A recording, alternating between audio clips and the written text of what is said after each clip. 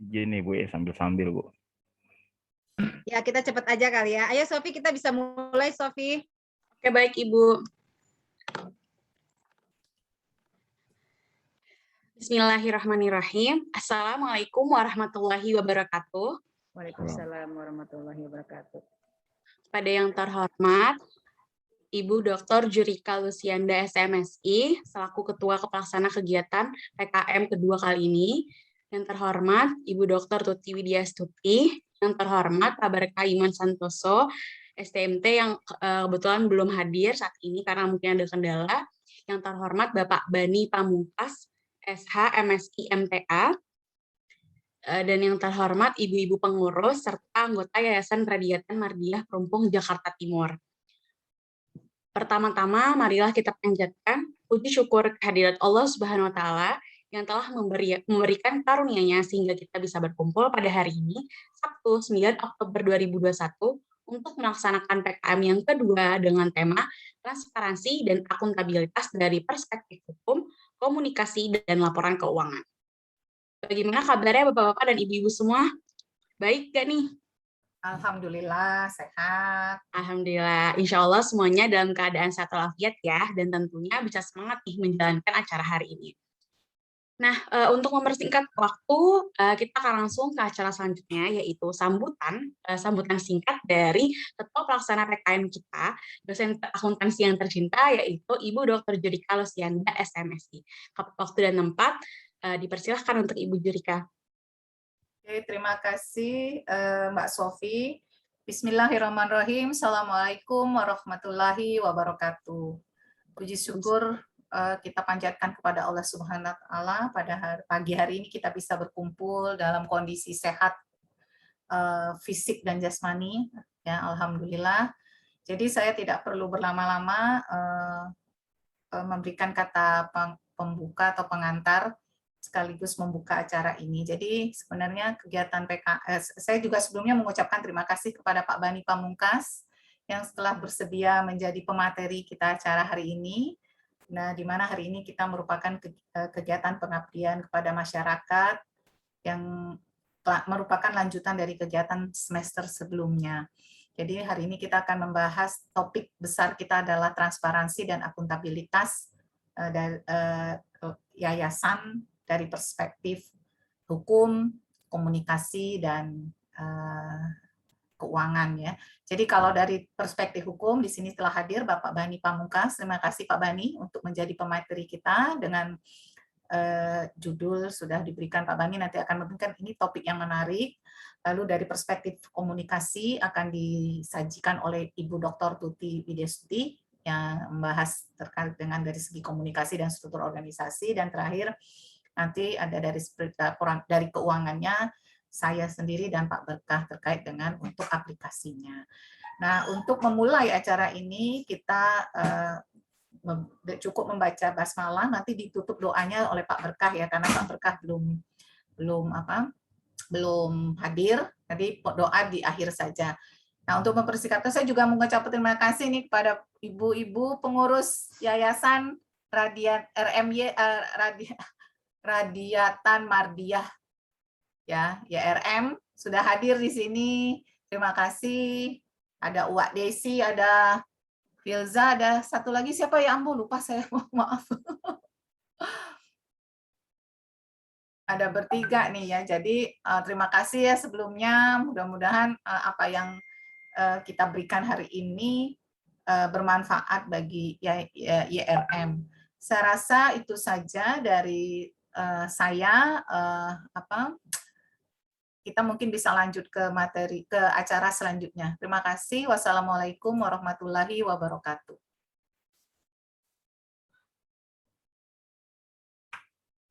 Waalaikumsalam warahmatullahi wabarakatuh.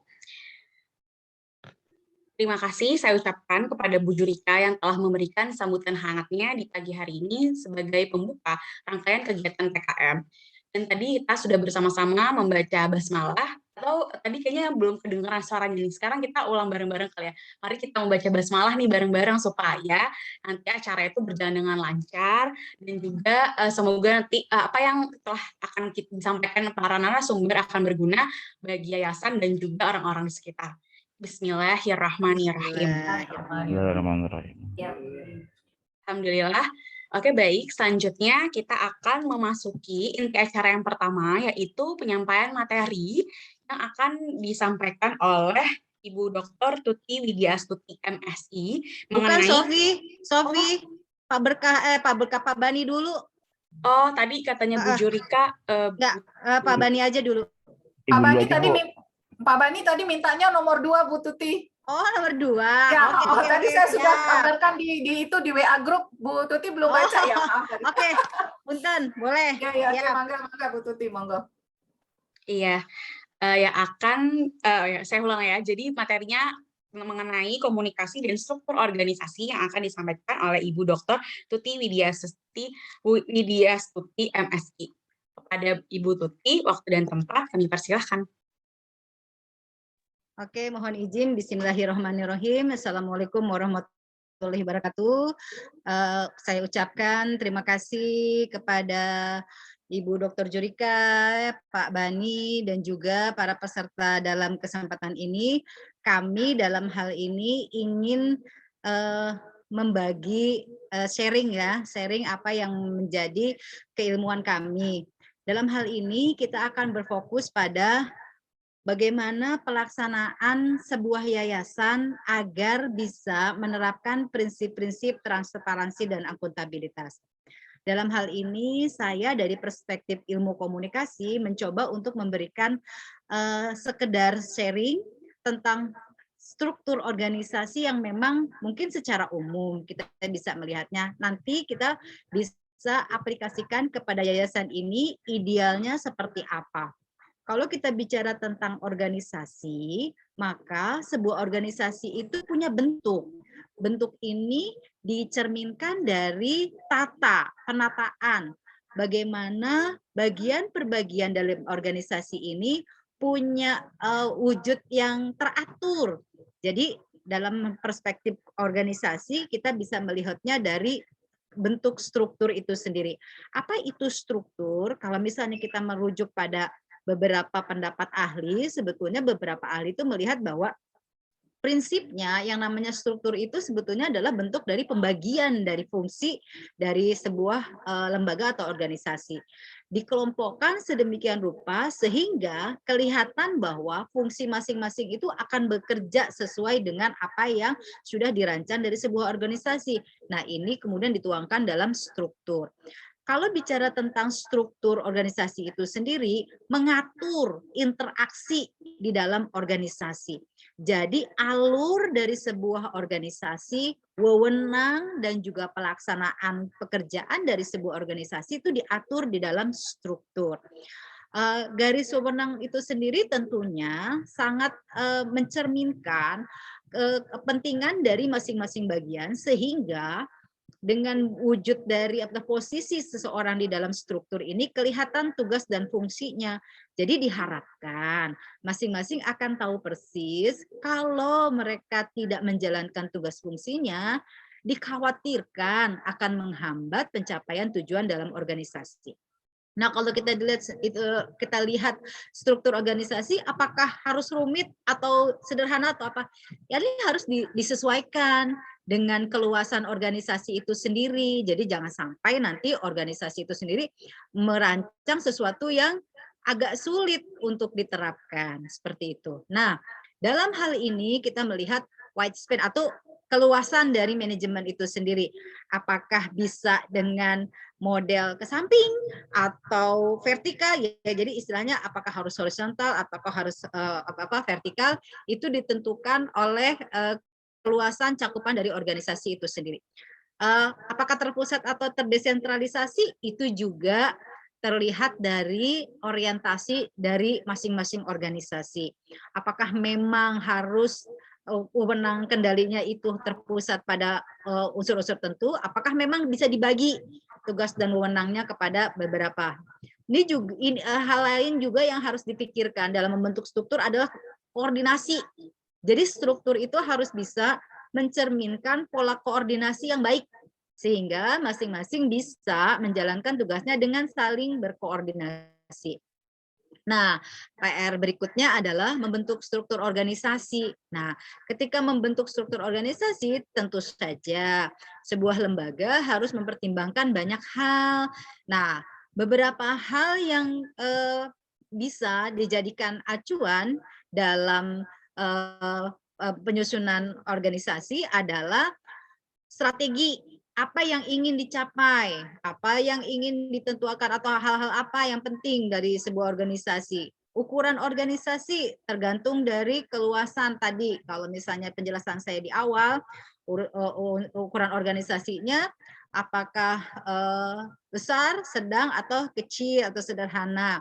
Kemudian teknologi yang diterapkan, apakah memang di dalam organisasi ini apalagi zaman sekarang ya, sudah melibatkan teknologi-teknologi yang sedemikian rupa yang sangat bisa membantu pelaksanaan dari organisasi itu sendiri. Terakhir ada lingkungan. Lingkungan tidak kurang penting Bapak Ibu sekalian, karena lingkungan ini akan sangat menentukan pola organisasi. Jadi kita hari ini memang sangat diingatkan bahwa sebuah organisasi bukan hanya semata-mata mempertimbangkan hal-hal yang internal, tapi juga di luar organisasi harus menjadi acuan karena apa yang terjadi di luar organisasi bisa menjadi penentu dari apa yang terjadi dalam organisasi itu sendiri. Nah, penjelasan detailnya ada pada materi yang sudah Bapak Ibu pegang semua. Oke, berikutnya pada divisi tenaga kerjanya pun atau departementalisasinya pun itu perlu dipertimbangkan. Hal-hal yang umum ya, yang kalau dalam organisasi yang ada kan bagian keuangan, ya kan? Kan ada ketua, ada wakil, ada keuangan misalnya, terus ada bentuk kemitraan misalnya gitu ya, kalau kita bicara tentang yayasan gitu ya. Ada sifatnya yang kegiatan sosial misalnya seperti itu. Itu contoh-contohnya. Nah, bentuk-bentuk lain yang kemudian juga bisa menjadi pertimbangan organisasi, kita bisa lihat di sini ada ragam struktur organisasi, yaitu struktur sederhana, ada dari pimpinan, kemudian langsung kepada staf, atau struktur fungsional, berdasarkan fungsinya, ada dari top management, terus kemudian ke beberapa unsur yang umum ini ya, sales, manufacturing, finance, dan personnel atau HRD. Kemudian yang divisional, kita bisa lihat ada per divisi, kemudian kemudian diturunkan pada struktur yang lebih kecil lagi. Kemudian ada yang struktur matriks, ini lebih kompleks lagi. Kalau misalnya dari struktur matriks, itu dipertimbangkan alur dari setiap ini kemudian dikelompokkan, setelah itu kemudian baru dibentuk struktur organisasinya. Demikian bentuk-bentuk yang ada. Kemudian ini tadi yang sudah saya sampaikan, apakah harus berbentuk vertikal, apakah harus bentuk horizontal. Kemudian grapevine. Nah, ini hal yang mungkin tidak bisa dihindari dalam organisasi. Dalam sebuah organisasi bisa muncul hal yang di luar kendali. Jadi karena struktur yang tidak jelas misalnya, hingga yang beredar adalah informasi-informasi yang tidak bertanggung jawab. Nah, ini yang harus dihindari. Nah, kemudian juga pertimbangan berikutnya, kelancaran dari sebuah pelaksanaan organisasi itu sendiri, itu harus menjadi pertimbangan para pelaku organisasi sehingga proses organisasinya harus lancar. Nah, ini tercermin dari 6 proses organisasi, yaitu hubungan antar peranan, komunikasi di dalamnya, pengendalian, koordinasi, sosialisasi, dan supervisi.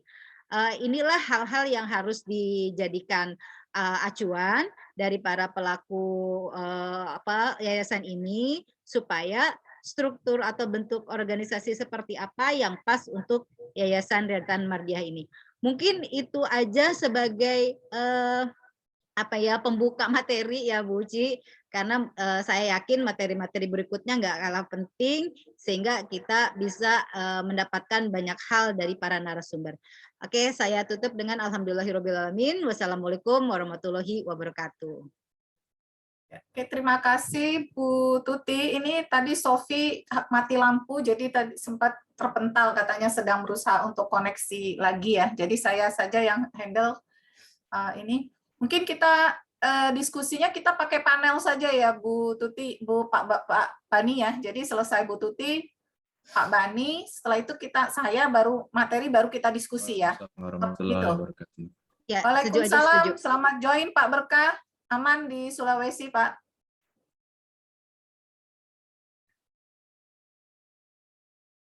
Bentar lagi Pak Berkah nih sinyalnya. Oke, mungkin untuk mempersingkat waktu, kami persilakan kepada Pak Bani untuk memberikan materi.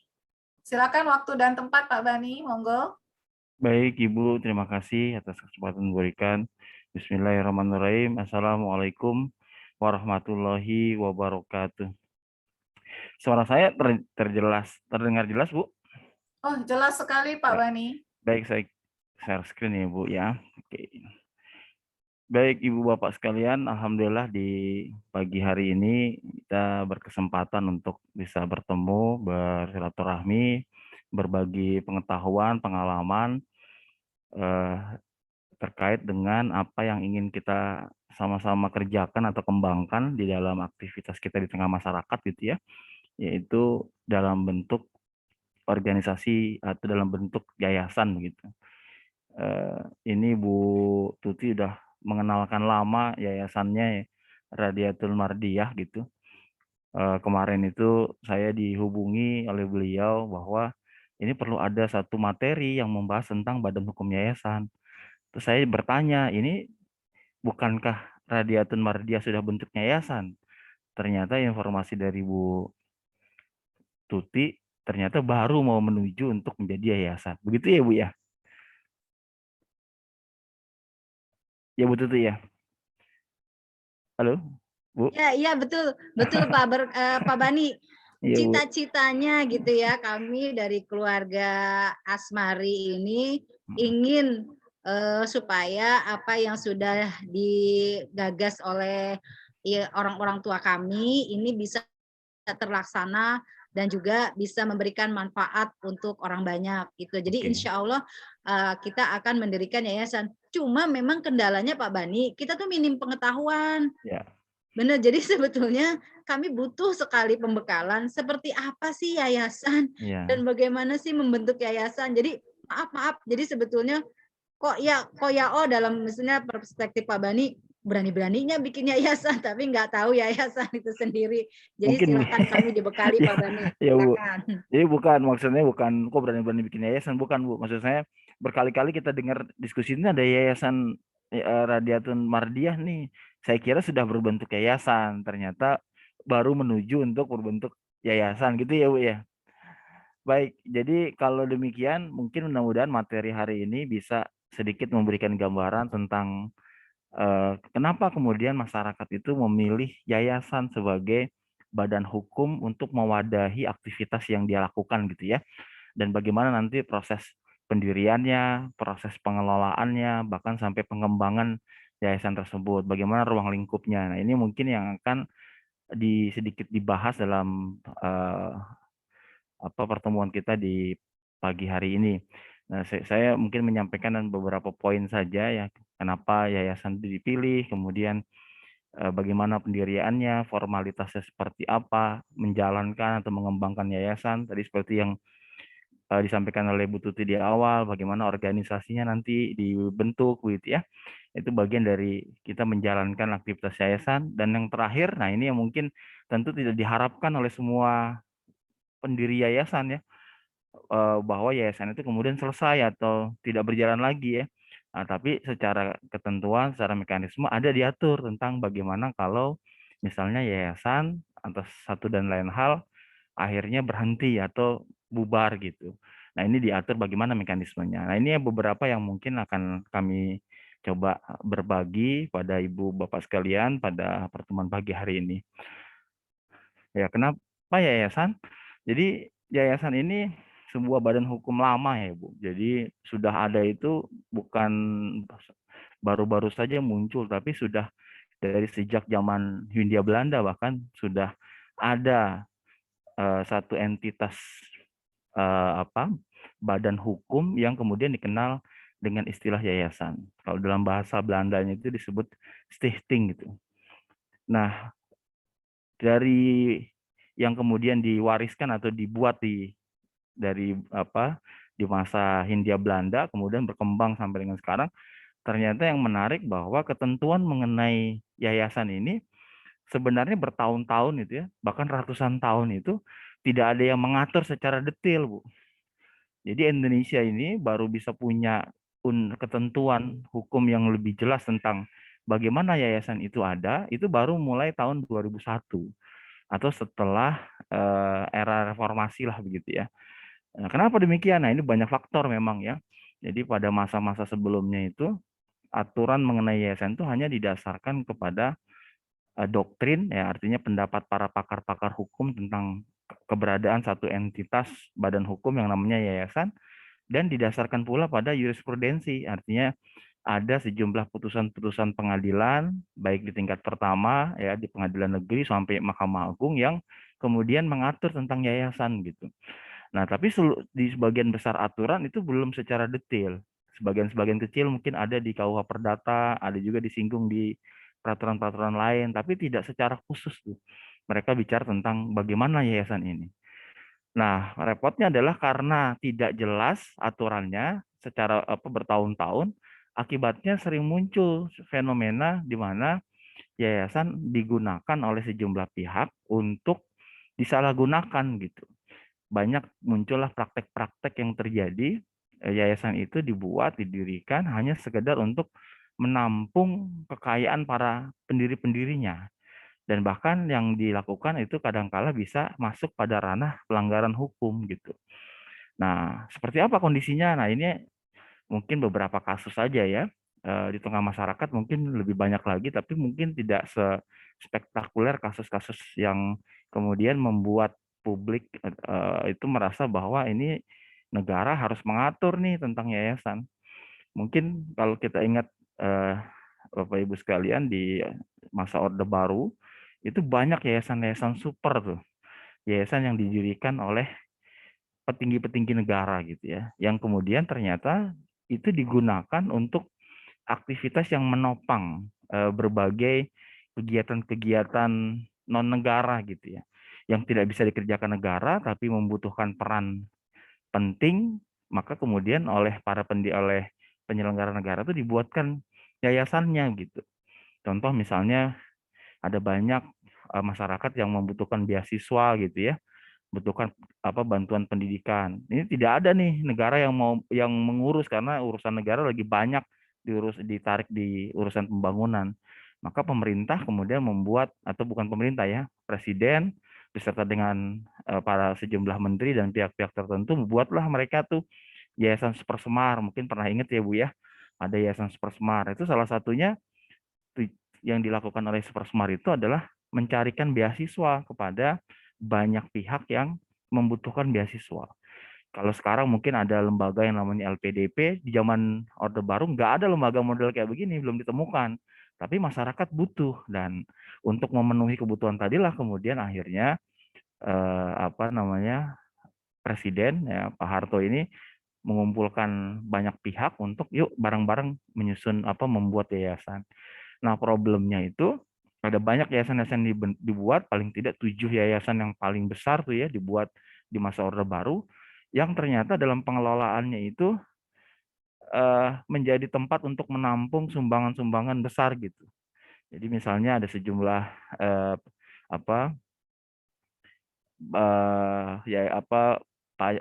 para pihak itu ya, pengusaha-pengusaha itu kemudian diberikan satu ya istilahnya kewajiban gitu ya untuk memberikan 2% dari keuntungannya itu untuk masuk pada satu yayasan dibentuk tuh yang namanya Yayasan Dana Mandiri gitu.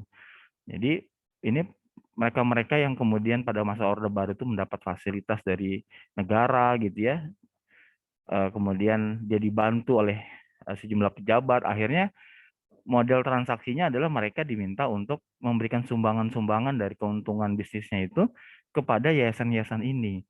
Ya pada waktu itu ya karena kegiatannya untuk kegiatan sosial, banyak yang kemudian akhirnya memberikan dukungan finansialnya. Nah, problemnya ketika masa Orde Baru selesai, muncullah kemudian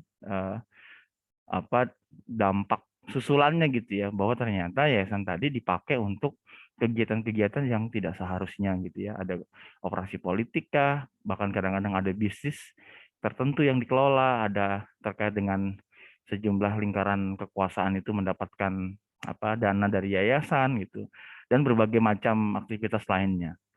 Kemudian dalam kasus yang lain tuh ada militer juga punya yayasan tuh untuk menaungi aktivitas-aktivitas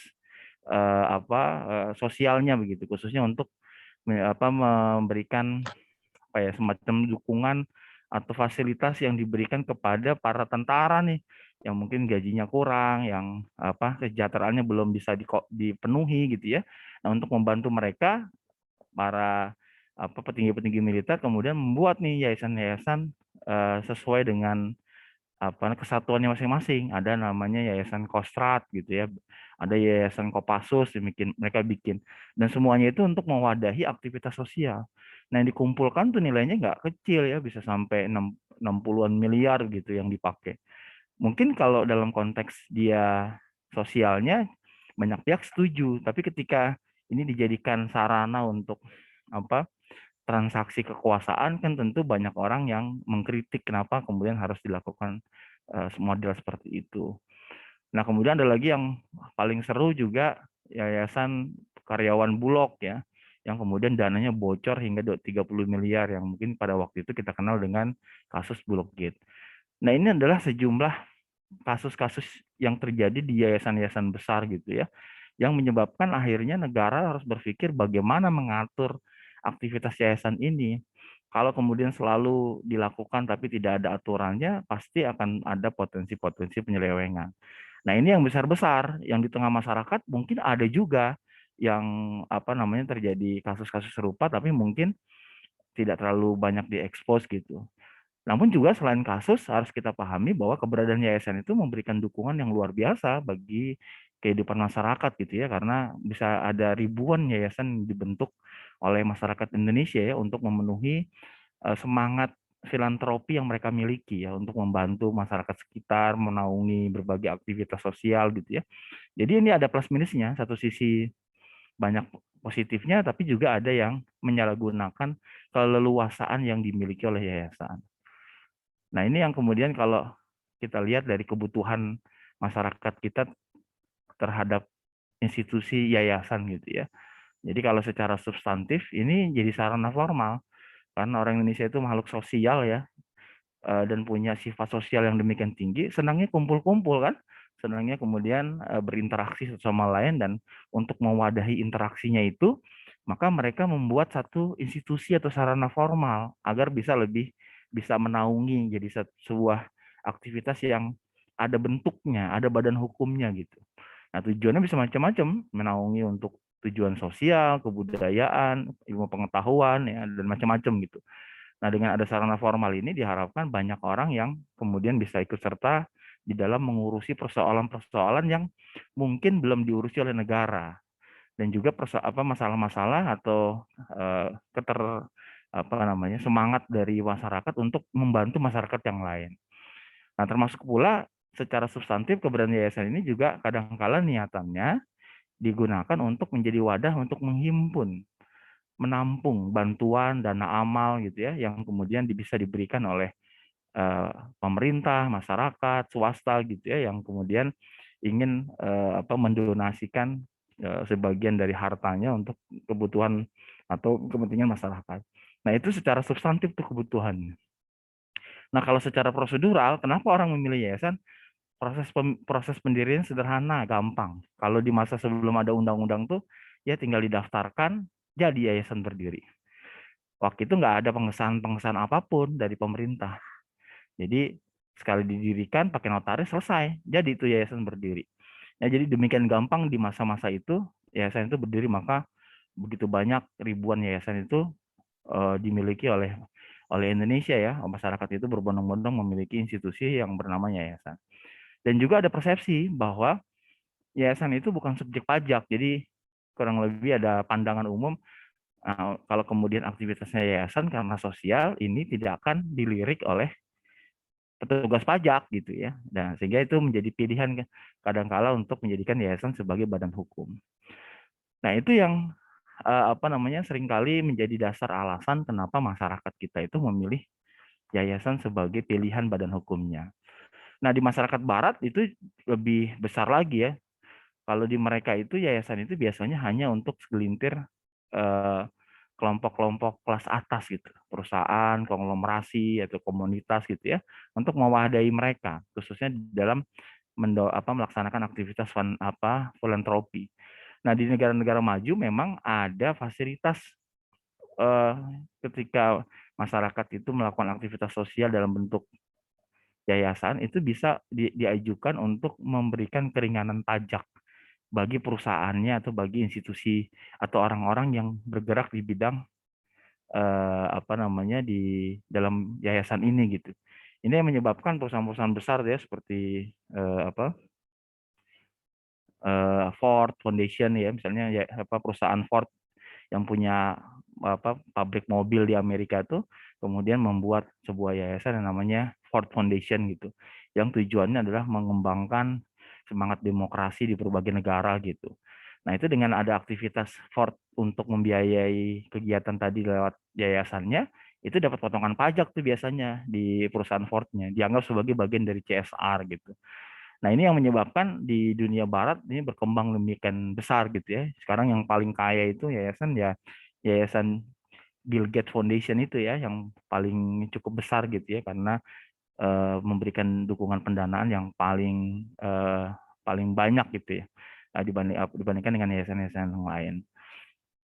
Nah, jadi kalau kita lihat dalam kasus Indonesia, maka aktivitas-aktivitas masyarakat itu kalau dilihat memang pilihannya tidak banyak Bapak Ibu berkaitan dengan badan hukum yang mau dipilih.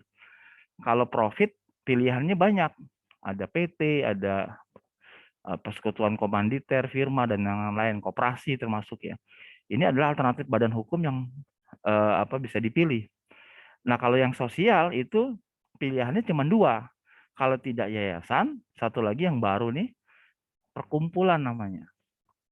Nah, perkumpulan ini ya satu badan hukum organisasi masyarakat yang biasanya menaungi banyak anggota gitu. Jadi banyak anggotanya banyak, kemudian mereka dinaungilah dalam bentuk perkumpulan.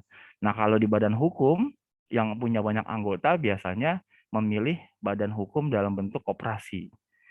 Ya, jadi misalnya koperasi anggotanya banyak nih.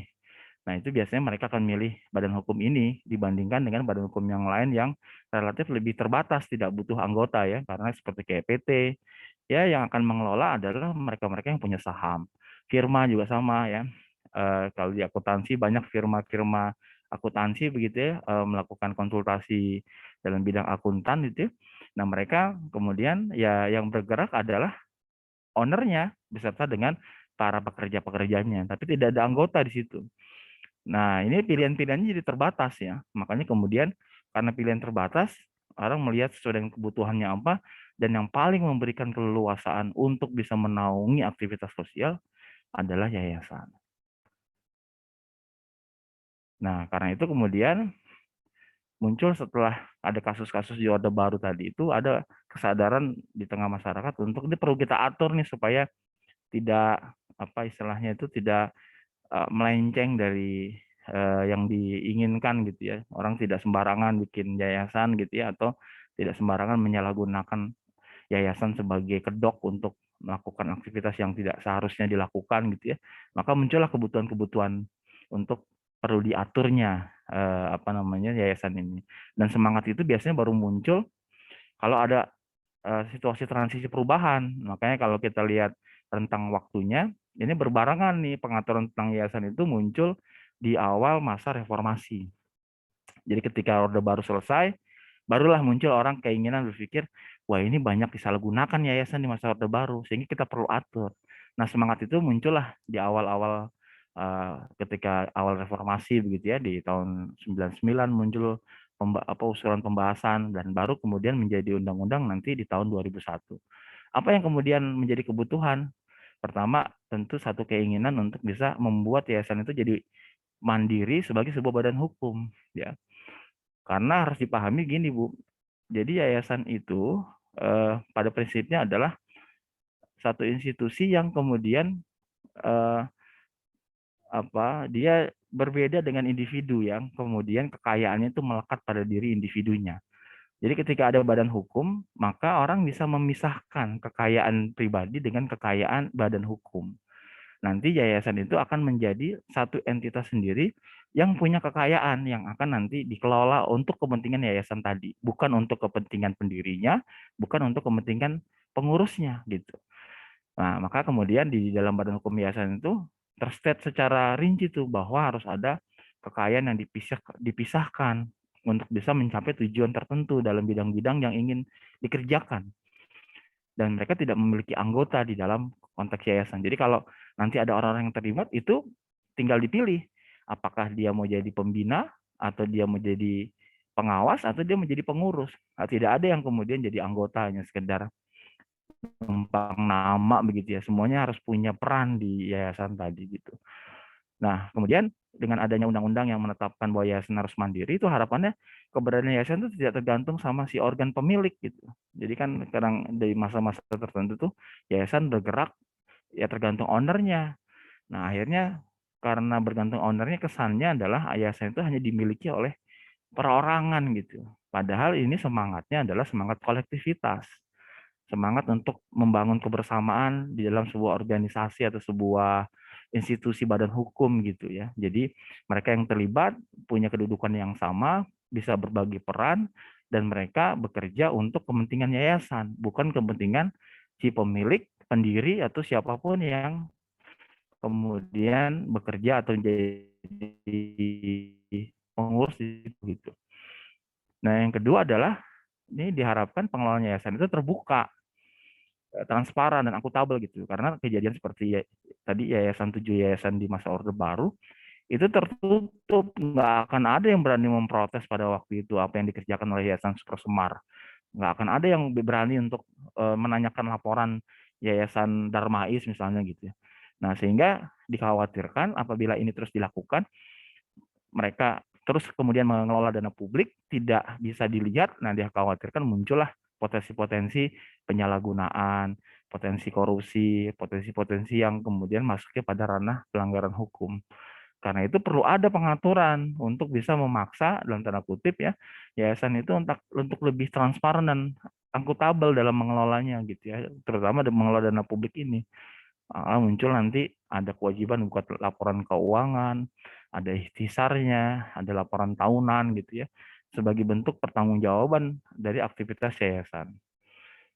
Nah, yang keempat ini adalah untuk menjaga kemurnian tujuan yayasan ya. Jadi kalau di dalam agama itu kan inama amalu biniyat ya, semuanya itu tergantung niatnya gitu. Nah, karena itu perlu untuk menjaga supaya niatnya lurus itu perlu ada kejelasan di dalam pengelolaan, di dalam aturan gitu ya, yang bisa menjadi koridor bagaimana yayasan ini dikelola. Karena seperti yang terjadi di masa Orde Baru, akhirnya yayasan itu menampung uang banyak, akhirnya uang banyak ini dipakai bukan untuk kegiatan sosial, tapi untuk diinvestasikan ke berbagai perusahaan gitu. Maka di dalam kasus-kasus di Orde Baru itu banyak tuh muncul ternyata Yayasan Darmais punya saham di perusahaan B, perusahaan C, perusahaan D gitu ya. Ternyata perusahaan-perusahaan itu juga dimiliki oleh para pejabat-pejabat ini gitu. Ya, jadi akhirnya uang yang dikumpulkan untuk niatnya untuk masyarakat, untuk sosial, tapi kemudian digunakan untuk diputar lagi uangnya. Nah, ini yang tentu lepas keluar dari niatan yang di awal bahwa yayasan itu ditujukan untuk tidak mencari laba dan untuk kepentingan sosial gitu ya. Nah, ini yang kemudian diinginkan di dalam kebutuhan adanya satu pengaturan atau undang-undang tersendiri yang mengatur mengenai yayasan.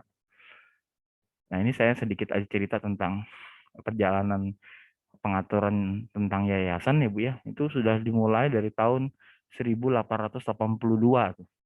Jadi kata yayasan atau shifting tadi itu mulai muncul masuk di dalam pengaturan itu ya. Itu didasarkan pada jurisprudensi di Mahkamah Agung Belanda tuh tahun 1882. 2 tahun setelah itu, Mahkamah Agung Hindia Belanda, artinya Mahkamah Agung yang ada di Indonesia ya, pada waktu itu di Nusantara itu, ya, itu kemudian memutuskan serupa, belajar dari apa yang diputuskan di Mahkamah Agung Belanda, sehingga ada satu keputusan yang menyebutkan tentang tentang Badan Hukum Yayasan sebagai entitas badan hukum yang diakui di Hindia Belanda.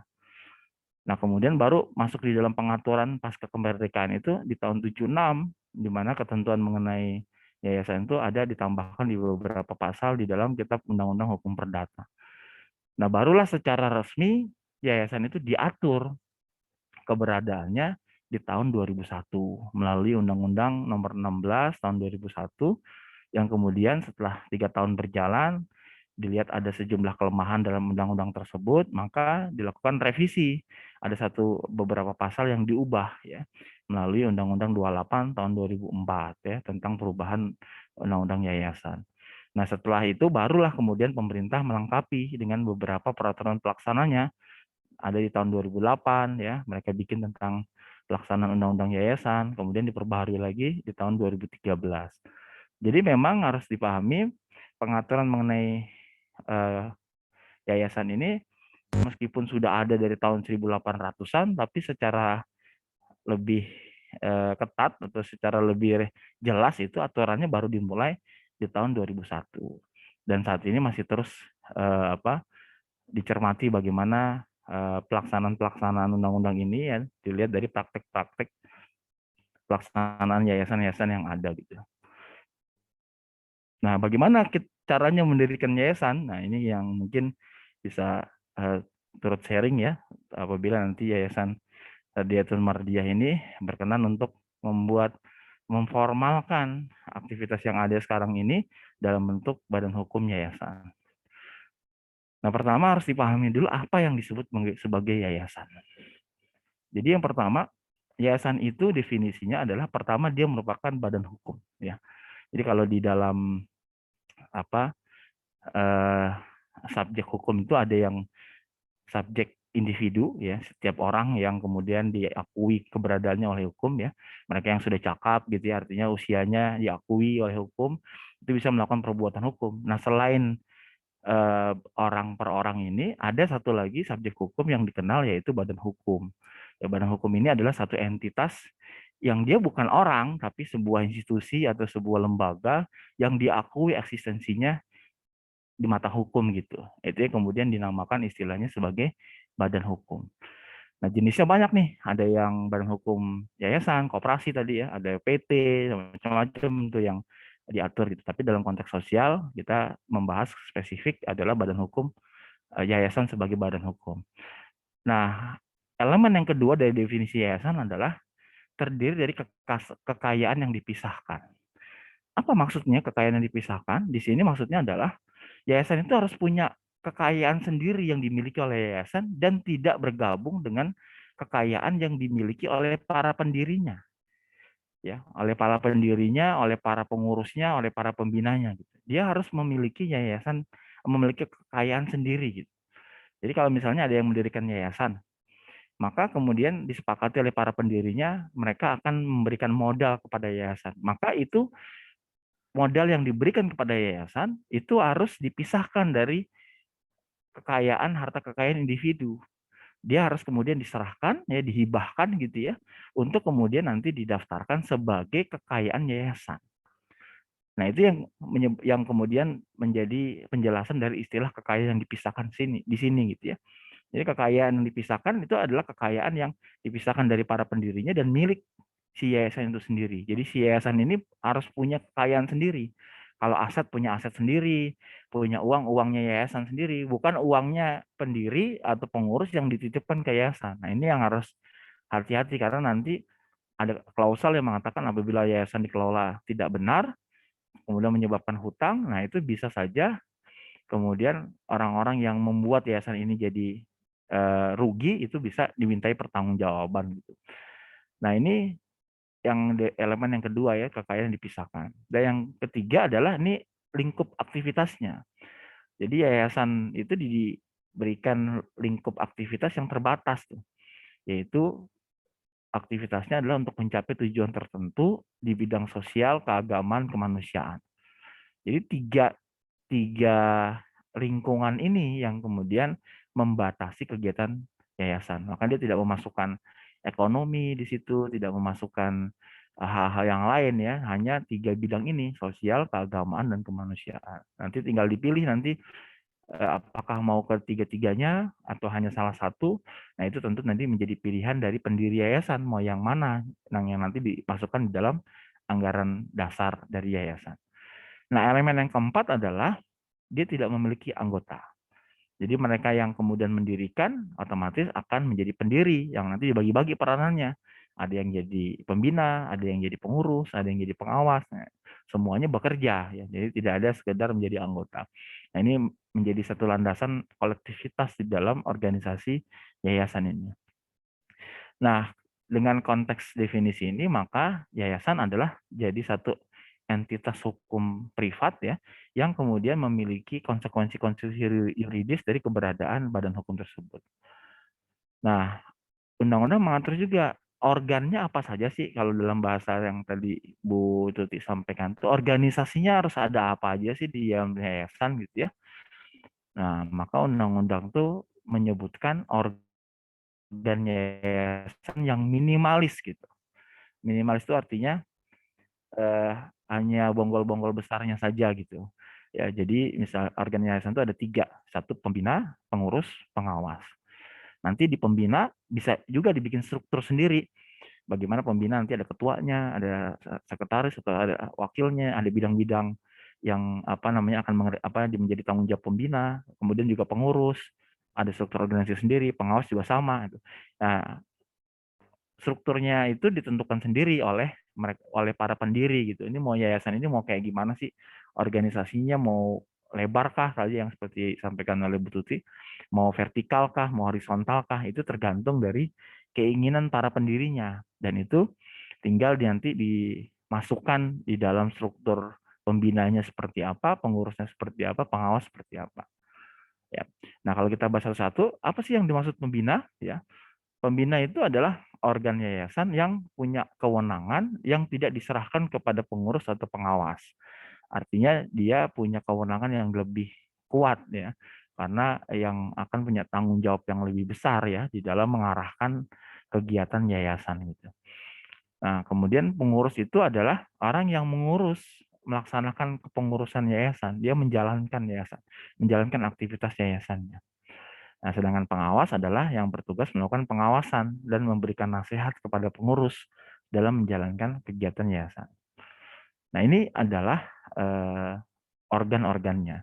Nah, sedangkan lingkup kegiatannya, ya tadi yang lingkup umumnya adalah sosial, keagamaan, kemanusiaan, ini dijelaskan bahwa yayasan bisa saja mengadakan kegiatan usaha untuk menunjang pencapaian tujuan maksud ketika mendirikan yayasan. Contoh misalnya, yayasan sosial keagamaan gitu ya. Ya bicara di dalamnya itu termasuk penafsiran penafsiran luasnya adalah menyelenggarakan pendidikan misalnya begitu. Nah, yayasan ini bisa kemudian mendirikan sekolah ya. Nah, sekolah itu satu entitas sendiri ya yang kemudian nanti sekolah akan punya kepala sekolah, punya guru-guru, punya orang yang menjalankan keseharian sekolah tadi. Nah, yayasannya mungkin kalau dalam skala yang sudah besar ya seperti kita sebut misalnya Al-Azhar gitu, yang diurus oleh yayasan nggak cuma satu sekolah, dia mengurusi juga TK, SD, SMP, SMA gitu. Dan setiap masing-masing level pendidikan punya pengurusnya sendiri gitu. Nah, sehingga tugas yayasan itu adalah mengurusi bagaimana setiap sekolah ini bisa jalan sesuai dengan level dan tanggung jawabnya masing-masing.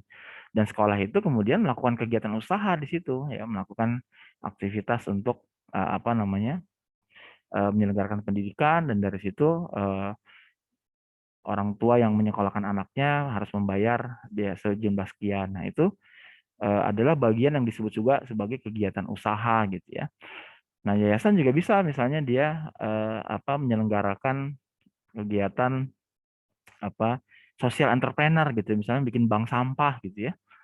Nah, itu usahanya kan mendatangkan uang juga kan, artinya dari sampah yang dikumpulkan, kemudian dari situ dijual, Nanti kalau mereka yang menyetor sampahnya bisa kemudian mendapatkan fasilitas kesehatan kah, mendapatkan fasilitas pendidikan atau apapun lah bentuk yang diberikan gitu ya.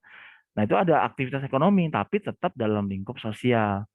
Nah, itu bisa menjadi salah satu kegiatan usaha yayasan gitu. Tapi harus dipahami bahwa harus terpisah antara yayasannya sendiri dengan usaha yang dikerjakan gitu. Ya, dia bukan jadi yayasannya tidak langsung hanya yayasannya itu tidak langsung mengerjakan, tapi ada entitas di bawah yayasan yang diberikan yang didirikan oleh yayasan.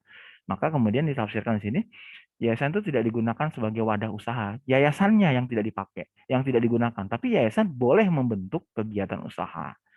Jadi ini harus dipahami perbedaan yang kelihatannya bisa jelas tapi juga bisa tidak jelas gitu ya. Nah, bisa jadi ada beberapa yayasan yang kegiatannya tunggal, hanya mendirikan sekolah aja, satu sekolah aja. Kesannya adalah ya hanya itu, padahal sebenarnya dia bisa membuat banyak kegiatan gitu ya, tidak hanya sekolah itu. Kemudian yayasan tidak dapat melakukan kegiatan usaha secara langsung ya, tapi harus melalui badan usaha yang didirikannya ya.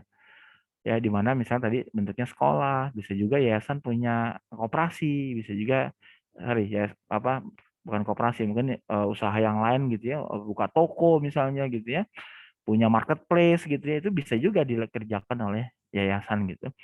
Atau badan usaha lain di mana yayasan menyertakan kekayaannya. Ya, contoh misalnya yayasan punya uang, punya modal, nah dia kemudian menjadi pemegang saham di perusahaan, itu bisa dilakukan.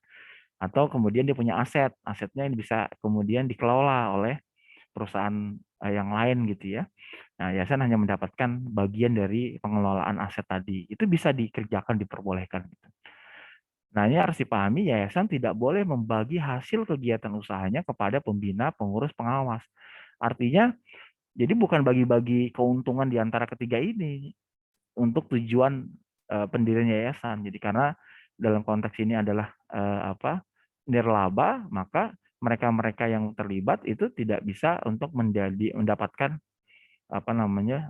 hasil dari kegiatan usaha, kecuali ada kalanya para pembina pengurus itu di dalam badan usaha itu punya peran khusus sendiri, misalnya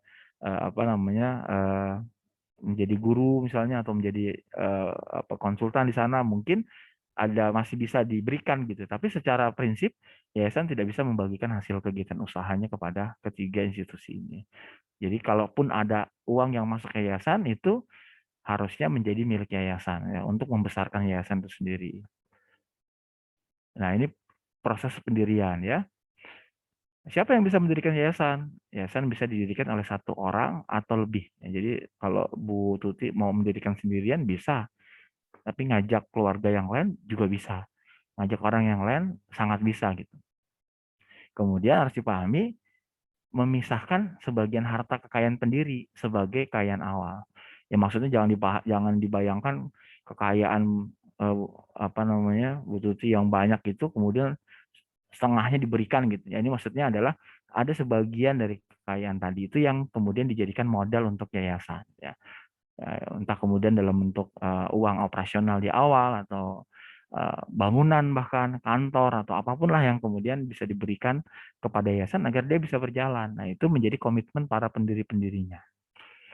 Kemudian para pendiri ini menyiapkan dokumen yang harus dibuat agar yayasan bisa berdiri. Apa dokumen paling utama? Ya hanya berupa akta notaris ya. Jadi datang ke notaris, kemudian minta notaris membuatkan aktenya. Nanti termasuk dalam akte tersebut adalah ada ada anggaran dasar. Ya, jadi akte pendirian yang dibikin oleh notaris itu nanti isinya adalah anggaran dasar dan keterangan-keterangan lainnya ya.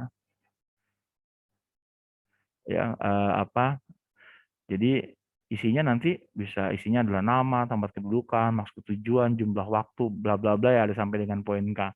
Ini kalau Ibu datang ke notaris itu udah ada template-nya, tinggal kita milih aja nanti. Nanti bisa diubah-ubah sesuai dengan keinginan pendirian Yayasan Radiatun Mardiah tadi. Misalnya mau bikin apa gitu ya. Nanti disebutkan tuh tentang maksud tujuannya, tinggal ya diubah-ubah gitu. Nanti tinggal bicara sama notarisnya, nanti notarisnya yang akan membantu menuliskan akte anggaran dasar ini. Nah, termasuk juga keterangan lainnya, ya ini identitas intinya para pendiri, pembina, pengurus, pengawas gitu. Nah, setelah dia didirikan ya oleh badan hukum, oleh notaris ya melalui bantuan notaris, maka kemudian notaris akan membantu untuk badan hukum yayasan ini mendapat pengesahan dari negara. Jadi biar untuk bisa berdiri, negara harus kemudian memberikan pengesahan ya, biar sah badan hukum ini berdiri ya.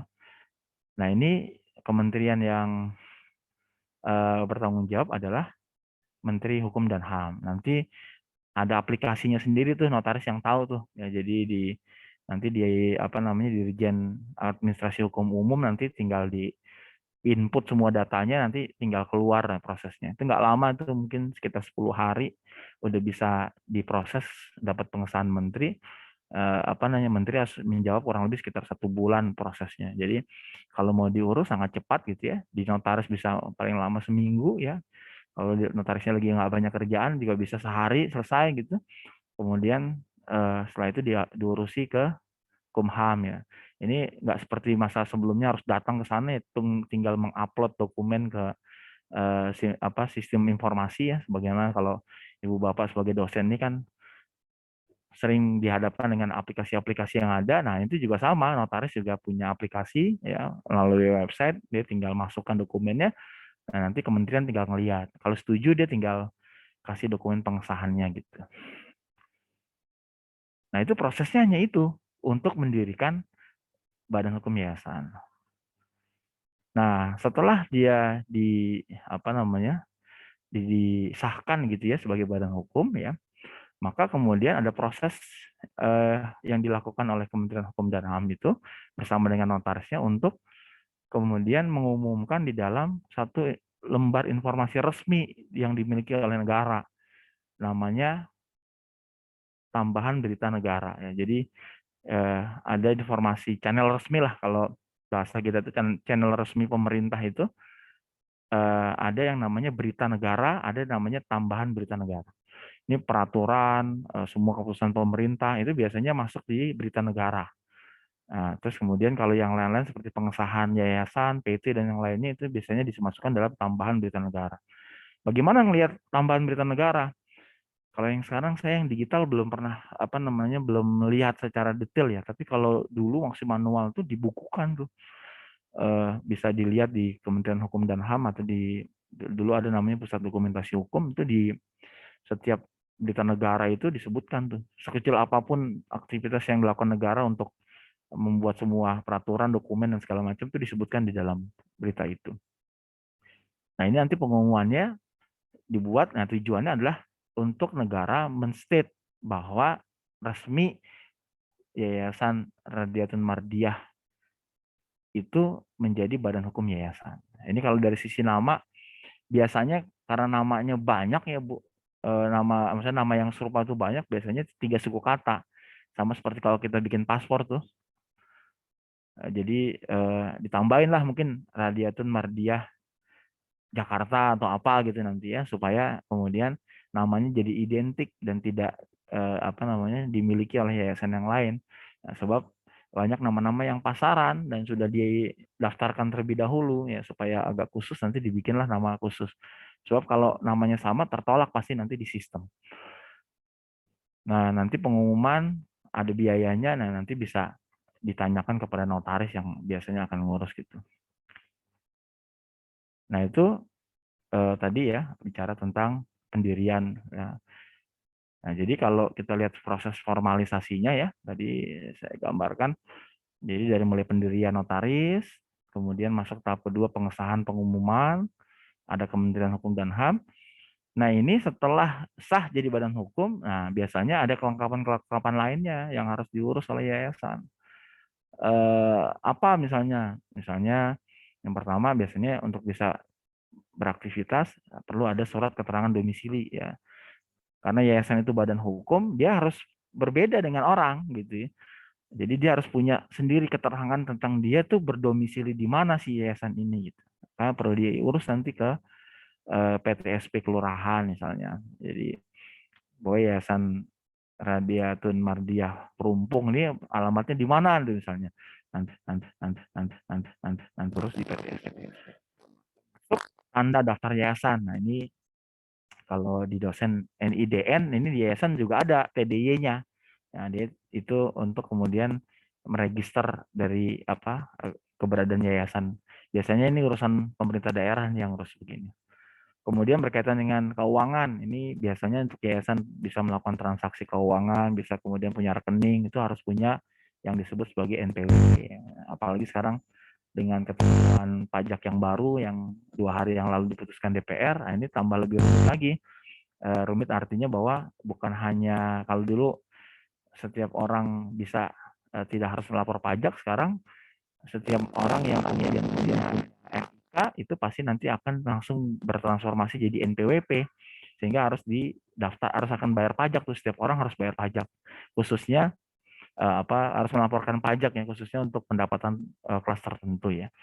Nah, ini yayasan juga harus punya NPWP sendiri. Nanti dari NPWP menguruslah itu rekening bank atas nama yayasan. Karena kan nggak mungkin atau jadi janggal apabila yayasan karena tadi sifatnya adalah kekayaan terpisah. Ini yayasan bekerja tapi ternyata mendapatkan uang tapi pakai rekening pendirinya atau pakai rekening pengurusnya, kan tentu akan jadi pertanyaan gitu. Makanya yayasan harus punya rekening sendiri dan itu dimungkinkan karena dia merupakan badan hukum. Nah, untuk mendapatkan rekening biasanya mereka harus mengurus NPWP dulu untuk bisa keluar rekeningnya. Nah, sama satu lagi itu adalah surat izin kegiatan yayasan. Nah, ini biasanya lokal ya. Lokal itu artinya sesuai dengan daerahnya. Jadi poin surat domisili, TDY, surat izin kegiatan yayasan ini biasanya ngurusnya di Pemda nih levelnya. Nanti bisa diurus di PTSP masing-masing gitu, di tempat kelurahan atau kecamatan di mana yayasan ini berdomisili.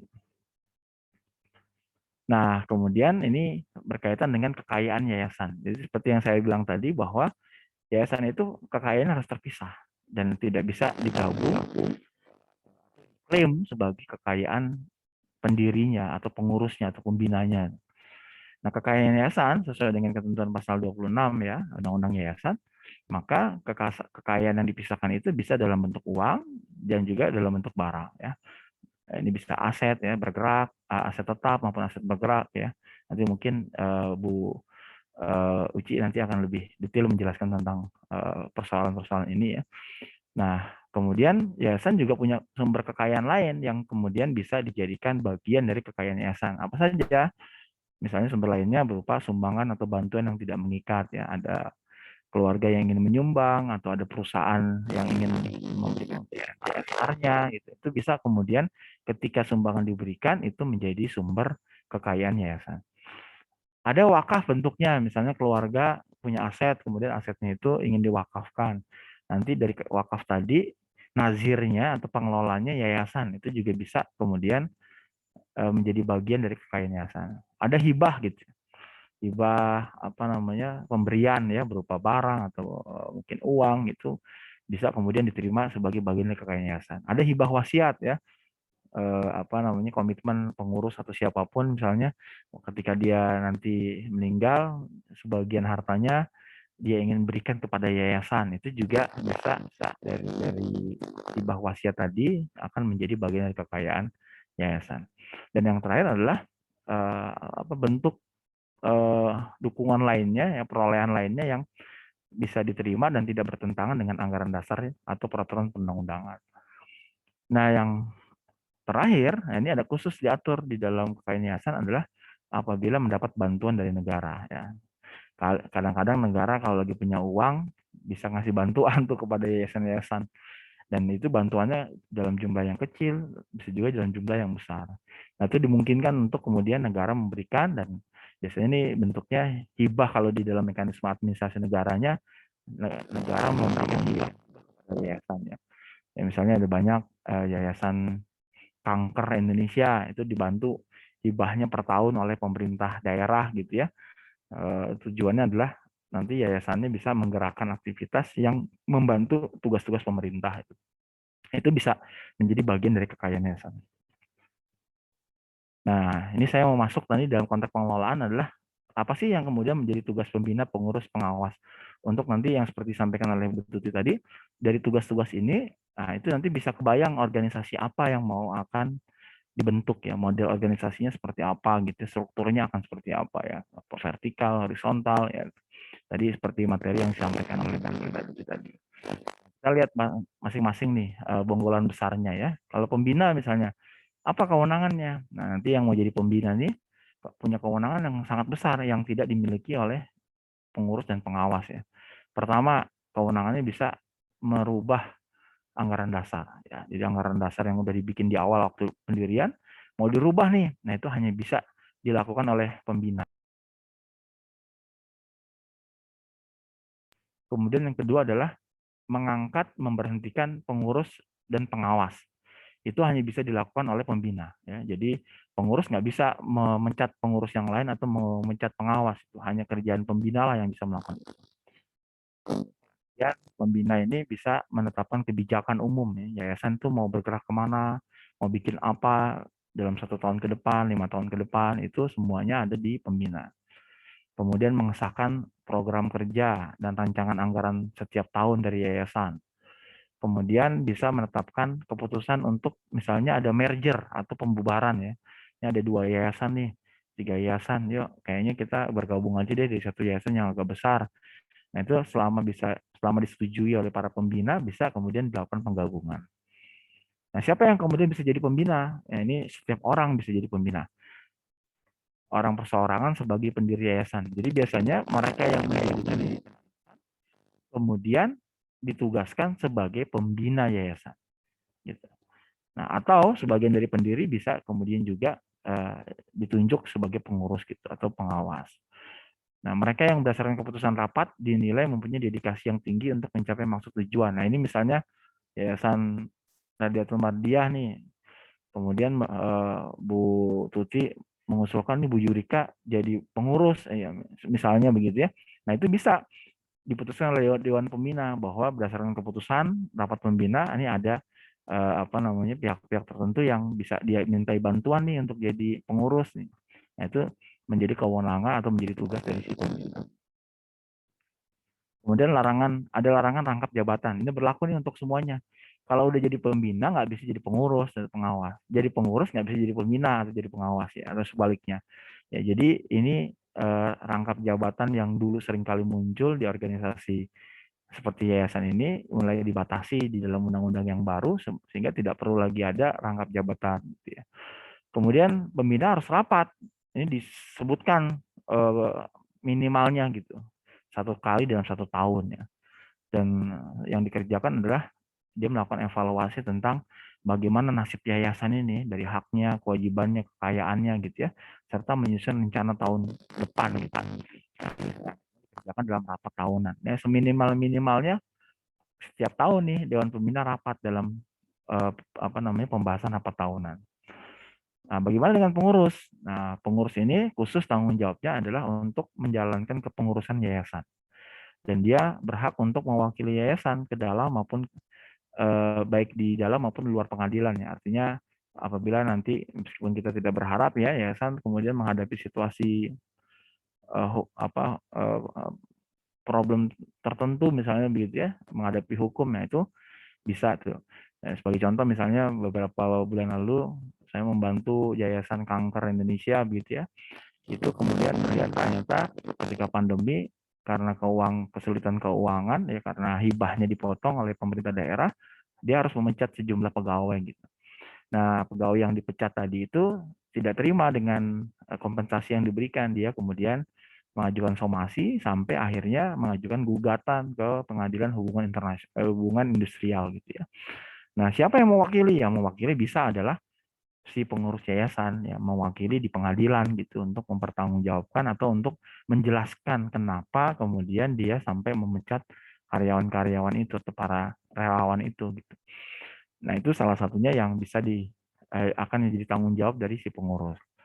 Nah, pengurus bisa mengangkat, memberhentikan pelaksana kegiatan. Nah, ini pelaksana kegiatan tuh misalnya tadi yayasan ini punya sekolah. Nah, ya, sekolah itu kemudian dikerjakan, dilaksanakan oleh kepala sekolah dan guru-guru. Nah, yayasan bisa punya kewenangan tuh melalui pengurus untuk bisa mengangkat dan memberhentikan kepala sekolahnya, guru-gurunya gitu ya. Apabila ternyata dianggap tidak perform gitu. Kemudian kewenangan berikutnya bertanggung jawab penuh secara pribadi apabila yang bersangkutan menjalankan tugasnya tidak sesuai dengan ketentuan anggaran dasar yang bisa merugikan yayasan atau pihak ketiga ya. Jadi misalnya ada maladministrasi begitu ya dikerjakan oleh pengurus yayasan, tentu akan menjadi tanggung jawab dia yang melakukan maladministrasi itu untuk mempertanggungjawabkan gitu ya. Termasuk kalau misalnya ada penggantian dan yang lainnya. Siapa yang bisa menjadi pengurus? Ya setiap orang yang mampu melakukan perbuatan hukum ya, artinya yang cakap gitu.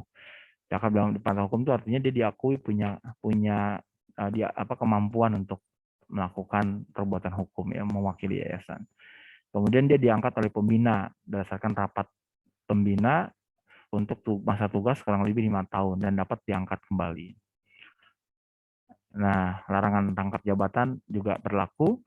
Susunan pengurusnya ini minimalis kalau di sini di undang-undang ya, cukup ketua, sekretaris, bendahara. Apakah bisa ditambah? Sebenarnya sekurang-kurangnya.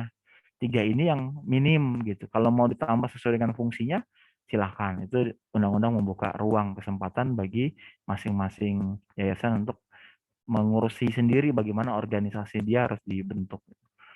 Nah, bisa nggak diberhentikan pengurus ini di tengah jalan? Nah, bisa dilakukan oleh keputusan rapat pembina sepanjang ada dasarnya gitu. Dia melakukan tindakan yang merugikan dan dibenarkan oleh anggaran dasar untuk memecat orang tersebut atau pengurus tersebut.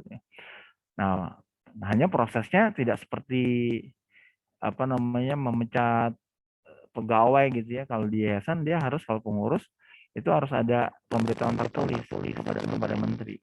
Yang dipecat pengurus ya, bukan pelaksana kegiatan. Ya, misalnya kepala sekolah dipecat itu tentu nggak perlu harus lapor ke Menteri Hukum dan HAM. Tapi kalau pengurus yang tercatat di dalam anggaran dasar atau di dalam akte itu wajib untuk kemudian diupdate gitu ya, bahwa yang bersangkutan bukan lagi menjadi pengurus yayasan. Nah, sehingga nanti akan ada perubahan akte pendirian yayasan gitu yang akan diurus oleh notaris sampai ke tingkat Menteri Hukum dan HAM. Kemudian pengawas juga sama ya, dia punya kewenangan yang cukup besar termasuk memberhentikan sementara anggota pengurus. Nah, tapi ini ada prosesnya, ada prosedurnya gitu ya, yang harus dipenuhi ya. Jadi tidak serta-merta si pengawas itu bisa memberhentikan. Dia bisa memanggil anggota pengurus yang diberhentikan tadi. Bahkan kemudian apabila ternyata tidak bersalah atau tidak benar, ternyata tidak terbukti gitu ya, maka bisa dicabut tuh keputusannya. Nah, wewenang-wewenang lain juga diberikan kepada pengawas sesuai dengan apa yang dirumuskan dalam anggaran dasar yayasan. Orangnya berapa banyak? Minimal 1 orang. Ya, pengawas harus ada, tapi sekurang-kurangnya 1. Nah, rangkap jabatan tidak dimungkinkan, masa jabatan sama kurang lebih sekitar 5 tahun dan dapat dipilih kembali. Nah, penggantian tetap harus akan dilaporkan kepada Menteri Hukum dan HAM. Nah, jadi dalam konteks ini memang negara itu punya tanggung jawab untuk terus memantau gitu perjalanan aktivitas yayasan ya, karena supaya tidak disalahgunakan, dan mekanismenya melalui pelaporan ya. Jadi tinggal diupload ke dalam sistem, nanti langsung akan ada verifikasi dan diberikan pengesahan gitu oleh Menteri Hukum dan HAM. Nah, ini ada ketentuan-ketentuan khusus yang kemudian perlu diperhatikan bagi yayasan itu sendiri secara institusi maupun kepada pengurusnya. Ya, ketentuan khusus ini mengatur misalnya pengurusnya nggak bisa mewakili yayasan. Kan tadi ada kewenangan pengurus boleh dia mewakili yayasan. Tapi ada pengecualiannya, dia tidak boleh mewakili yayasan apabila ada perkara yang menyangkut anggota-anggota terkait gitu. Atau benturan kepentingan ya, bertentangan kepentingan yayasan. Itu nggak boleh si pengurus itu mewakili yayasan. Kemudian pengurus juga nggak boleh berwenang mengikatkan yayasan sebagai penjamin utang ya. Misalnya ada pihak pembinanya berutang atau siapapun berutang, dia yang menjadi penjamin, itu dilarang, tidak boleh oleh undang-undang. Kemudian mengalihkan kekayaan yayasan, itu nggak bisa kalau sepihak. Kalau dia dapat persetujuan pembina itu bisa dilakukan. Nah, termasuk membebani kekayaan yayasan untuk kepentingan orang lain. Nah, ini adalah pagar-pagar lah supaya pengurus ini tidak melakukan tindakan yang bisa menimbulkan potensi kerugian bagi yayasan tadi. Nah, nanti kesemuanya nanti disebutkan di dalam anggaran dasar, mana yang boleh, mana yang tidak. Nah, ini ada khusus nih, pasalnya bukan bermaksud untuk menakut-nakuti ya, tapi ini untuk menjaga apabila satu dan lain hal terjadi. Misalnya ada pilot ya, dianggap bangkrut gitu, yayasannya, karena kesalahan kelalaian pengurus ya. Dan ternyata kekayaan yayasan, hartanya yayasan itu tidak cukup menutup kerugian. Maka setiap anggota pengurus secara tanggung renteng bertanggung jawab atas kerugian tersebut. Ya tanggung renteng itu ya patungan gitu, gotong royong untuk bisa menutupi kerugian apabila terjadi kepilitan atau terjadi bangkrut gitu. Nah itu tanggung jawab si pengurus ya, bukan si pembina, bukan pengawas. Tapi diberikan tuh klausal bahwa apabila bisa membuktikan bahwa kepilotan itu atau kerugian itu tadi apa namanya bangkrutnya tadi bukan didasarkan atas kesalahan atau kelalaiannya, maka dia bisa saja terlepas dari kewajiban melakukan urunan untuk mengatasi kerugian tadi ya. Nah, ini dikasih sanksi nih apabila pengurus yang dinyatakan bersalah maladministrasi ya, salah urus gitu ya, dan menyebabkan kerugian, maka apabila ada putusan pengadilannya, maka dia akan di blacklist si pengurus tadi, tidak dapat diangkat menjadi manapun. Jadi itu ada blacklist yang sifatnya permanen gitu apabila ada seorang pengurus ya di satu yayasan terbukti bersalah, salah urus yayasan, menimbulkan kerugian, ada putusan pengadilannya, maka dia bisa kemudian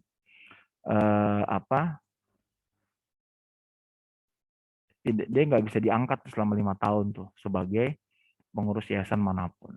Ya. Nih, nah ini ketentuan yang tadi di awal terkait dengan yayasan itu terkait dengan pengurus itu mengenai hak si pengurus ya. Ini diatur bahwa pengurus dapat menerima gaji, upah, honorarium dalam hal pengurus yayasan apabila bukan pendiri yayasan dan tidak terafiliasi dengan pendiri, pembina dan pengawas. Artinya di sini adalah dia bukan bagian dari pendiri. Kan ini untuk pasal ini tuh untuk mengurangi potensi bahwa si pendiri itu mendirikan yayasan untuk kepentingan dirinya gitu. Jadi ketika untuk mengurangi potensi itu maka diaturlah ketentuan batasan tadi. Nah, pengurus-pengurus yang kemudian bukan pendiri itu bisa saja menerima gaji, upah, atau honorarium. Atau full timer ya, si pengurusnya full time mengurus yayasan secara langsung dan penuh. Karena ada banyak yayasan itu dikelola secara part time ya, jadi sisa-sisa waktu gitu ya. Nah, itu dia tidak layak sebenarnya untuk mendapatkan gaji atau upah gitu. Nah, tapi tentu ini sangat bergantung sama mekanisme sendiri di dalam anggaran dasar dari yayasan ya. Undang-undang hanya memberikan pagar-pagar yang umum sebenarnya gitu ya. Nanti detailnya nanti bisa diatur sendiri di internal anggaran dasar. Kemudian yayasan juga dilarang mengadakan perjanjian dengan organisasi yang terafiliasi dengan yayasan lain, nah, dengan terafiliasi dengan yayasan, misalnya dia ada hubungannya dengan yayasan tersebut ya, anak perusahaan atau apa, pembina, pengurus gitu, atau yang bekerja pada yayasan. Nah, ini dikhawatirkan untuk mengurangi konflik of interest gitu. Nah, ini dikecualikan apabila ternyata perjanjian yang dilakukan itu setelah dilihat menguntungkan yayasan. Ya, jadi pengecualiannya lagi-lagi adalah larangan ini ditujukan agar yayasan itu tidak mengalami kerugian. Ya, sepanjang perjanjian itu win-win solution bagi semua pihak, maka tetap diperbolehkan dilakukan berdasarkan undang-undang yayasan.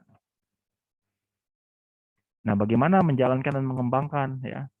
Nah, ini khusus pengembangan ya. Nah, yayasan tuh boleh menurut undang-undang itu untuk mendirikan badan usaha. Ya, sesuai dengan maksud tujuan yayasan tadi ya, bisa mendirikan sekolah, mendirikan misalnya dalam konteks PAUD misalnya atau apapun lah bentuknya yang kemudian ditujukan untuk sesuai dengan tujuan, maksud dan tujuan dari yayasan. Dalam melakukan penyertaan berbagai bentuk usaha yang prospektif ya, maka penyertaannya paling banyak 25% dari seluruh nilai kekayaan yayasan. Jadi apabila yayasan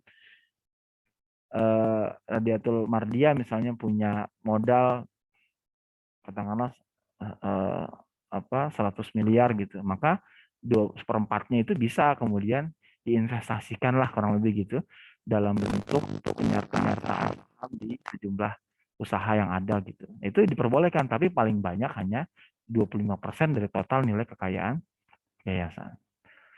Nah, yang harus dipahami adalah dalam pengembangan ini, anggota pembina, pengurus, pengawas dilarang merangkap jabatan sebagai anggota direksi atau pengurus di dalam perusahaan yang dibentuk tadi, atau anggota dewan komisaris atau pengawas dari badan usaha yang didirikan atau dimiliki sahamnya. Ini untuk mengurangi konflik of interest gitu. Jadi dia sebagai pemegang saham di sana oke, tapi nggak boleh jadi dewan komisaris atau pengawas atau jadi anggota direksi.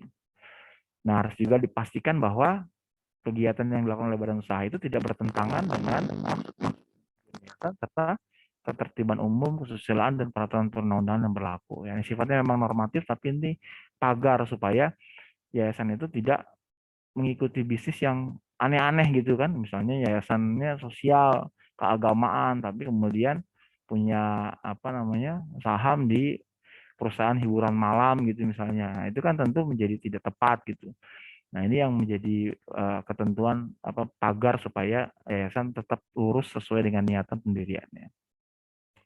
Nah, ini pelaporan. Nah, ini mungkin nanti dibahas lebih rinci di materinya Bu Uci ya. Jadi saya hanya menyebutkan secara umum, jadi sesuai dengan ketentuan pasal 8 Undang-Undang Yayasan, administratif tuh untuk menyimpan laporan, catatan, tulisan, hak dan kewajiban, kegiatan usaha gitu ya.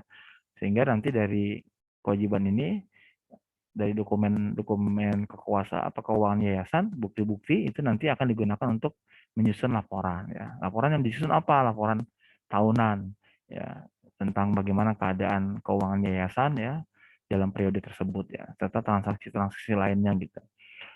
Nah, laporan yayasan juga kemudian wajib untuk dibikin ikhtisarnya, ikhtisar laporan tahunan. Nah, kalau yayasan yang levelnya masih menengah ke bawah gitu ya, yang asetnya masih di bawah 500 juta, cukuplah diumumkan di kantor yayasan ya. Tapi yayasan yang memperoleh bantuan negara, bantuan luar negeri atau pihak lain sebesar 500 juta atau lebih dalam 1 tahun, atau punya kekayaan sebesar 20 miliar, itu wajib mengumumkan ikhtisarnya di surat kabar. Nah, ini bagian dari tanggung jawab akuntabilitas nih, supaya mereka-mereka yang mendapat dana besar itu juga mempertanggungjawabkan atau menyampaikan kepada publik bahwa dia mendapatkan dukungan pendanaan tersebut. Nah, bagi yayasan lain yang nilainya tidak segitu, tentu cukup diumumkan di papan pengumuman kantor yayasan. Nah, juga ada kewajiban audit ya, yang nanti dilaporkan kepada Dewan Pembina. Nah, ini ada pemeriksaan apabila ternyata yayasan dianggap melanggar hukum ya. Ya, mungkin ini saya kira untuk yang seperti yayasan yang kita mau dirikan ini perlu hanya sekedar tahu aja bahwa apabila ternyata ada dugaan melakukan perbuatan melawan hukum, bertentangan anggaran dasar, lalai menjalankan tugas, perbuatan merugikan yayasan atau pihak ketiga atau merugikan negara, itu akan bisa dilakukan proses pemeriksaan, dan semua proses pemeriksaan itu harus mendapatkan penetapan pengadilan. Nah, khusus untuk yang perbuatan merugikan negara itu nanti permintaannya dari kejaksaan, sedangkan yang lain bisa dilakukan oleh pihak ketiga gitu. Nah, jadi ada prosedurnya, nanti ketua PN akan pemeriksaan, nanti dari pemeriksaan nanti ditentukan oleh ketua pengadilan pemeriksaan tersebut. Nanti diproses apabila melakukan kerugian negara, nah jaksanya akan memproses dari laporan pemeriksaan yang tadi diperintahkan oleh pengadilan. Nah, ini apabila ada keinginan untuk merger ya, yayasan satu dengan yayasan lain ya. Nah, macam-macam nih alasannya, tapi undang-undang memberikan ruang bagi yayasan itu untuk digabung apabila memang diperlukan oleh untuk mengembangkan atau untuk atas alasan-alasan tertentu. Nah, yang terakhir ya saya kira adalah apabila ternyata yayasannya itu para pendirinya memutuskan untuk menghentikan aktivitas yayasan. Alasannya apa? Ternyata di dalam anggaran dasar ini sudah ada batasan waktu gitu, atau tujuannya tidak tercapai. Nah, sepanjang tujuannya masih belum tercapai ya terus saja dia berjalan gitu.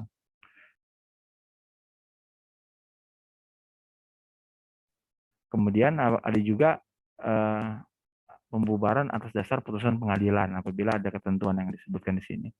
Nah, setelah kemudian ditutup, nah ini ada proses likuidasi. Ya, artinya harta kekayaannya itu akan dibereskan dan kemudian dilelang atau dilakukan aktivitas lainnya yang tujuan nanti memenuhi kebutuhan atau kepentingan atau tanggung jawab yayasan gitu. Atau kemudian kalau bila bubar ya bisa kemudian sisa likuidasinya itu diserahkan kepada negara. Baik, saya kira itu yang mungkin sedikit sharing ya, meskipun mohon maaf agak panjangan, paling tidak itu menjadi satu gambaran tentang dari mulai proses pendiriannya sampai proses pengembangan dan terakhir kalau tidak di bagian akhir apabila memang ternyata harus ditutup gitu. Saya kira itu mungkin nanti apabila ada yang kurang jelas bisa dilanjutkan nanti dalam pertanyaan atau diskusi gitu. Demikian Bu Uci, saya kembalikan ke Mbak Sofi ya. Silakan. Alhamdulillahirrahmanirrahim. Terima kasih kami ucapkan kepada Bapak Bani Pamungkas, SH, MSI, MTA, CLA, CRMP yang telah memaparkan materi mengenai kerangka regulasi pendirian dan pengelolaan badan hukum yayasan. Tadi itu benar-benar dijelaskan itu details dari mulai bagaimana pendirian sampai juga pembubaran yayasan itu. Terima kasih banyak ya Pak. Nanti untuk para ibu-ibu anggota yayasan dan pengurus, jika ada yang ingin ditanyakan bisa kita diskusikan nanti ketika waktunya diskusi. Selanjutnya akan disampaikan materi oleh Ibu Dr. Jurika Lusianda, SEMSI, mengenai transparansi dan akuntabilitas laporan keuangan yayasan. Kepada Ibu Jurika, waktu dan tempat saya persilahkan. Oke, terima kasih Mbak Sofi. Bismillahirrahmanirrahim. Bapak Ibu, saya untuk mempercepat waktu, saya izin langsung share karena nanti diskusi biar cepat karena menarik ini topiknya Pak Bani ya yang mungkin menjadi fokus kita untuk diskusi. Saya share screen saya, sudah kelihatan? Belum Bu. Oh, sudah. Sudah. Oke. Nah ini saya mulai di ini yang pertama, ini kita membahas sebelumnya kita sudah membahas terkait dari perspektif hukum ya tadi Pak Bani, lalu Bu Tuti dari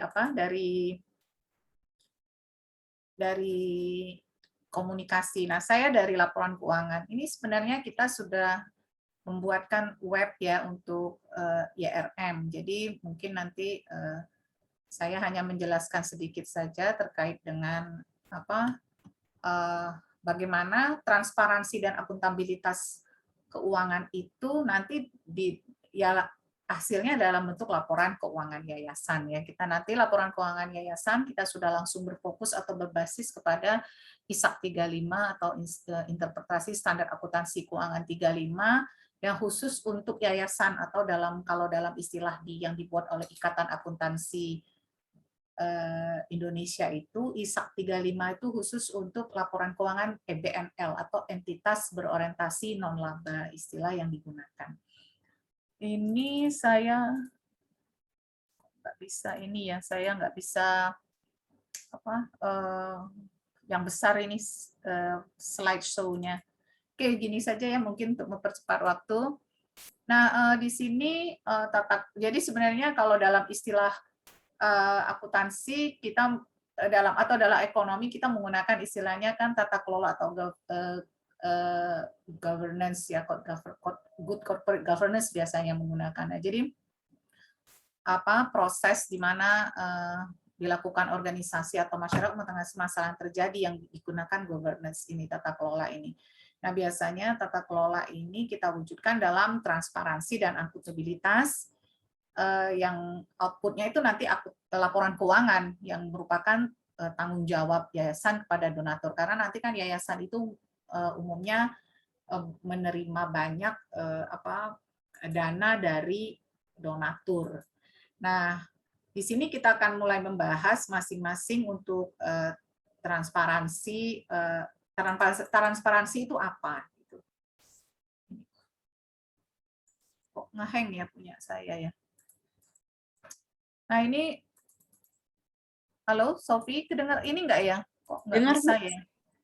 Mungkin Bisa dimatikan ya? dulu kali ya apa PPT-nya. Terus Stop share dulu ya. stop sharing dulu. Terus Ibu ini dulu aja, Ibu show full dulu sebelum di share.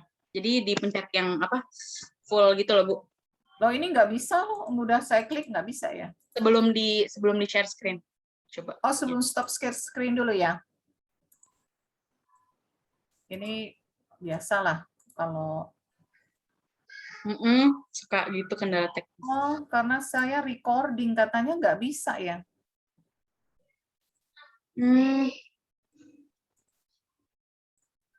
Jadi dia katanya di situ nggak bisa share karena saya yang recording. Nah jadi agak-agak susahnya itu ya. Jadi oke saya lanjut aja nggak apa-apa ya daripada ini ya. Iya betul. Nah di sini intinya, nah di sini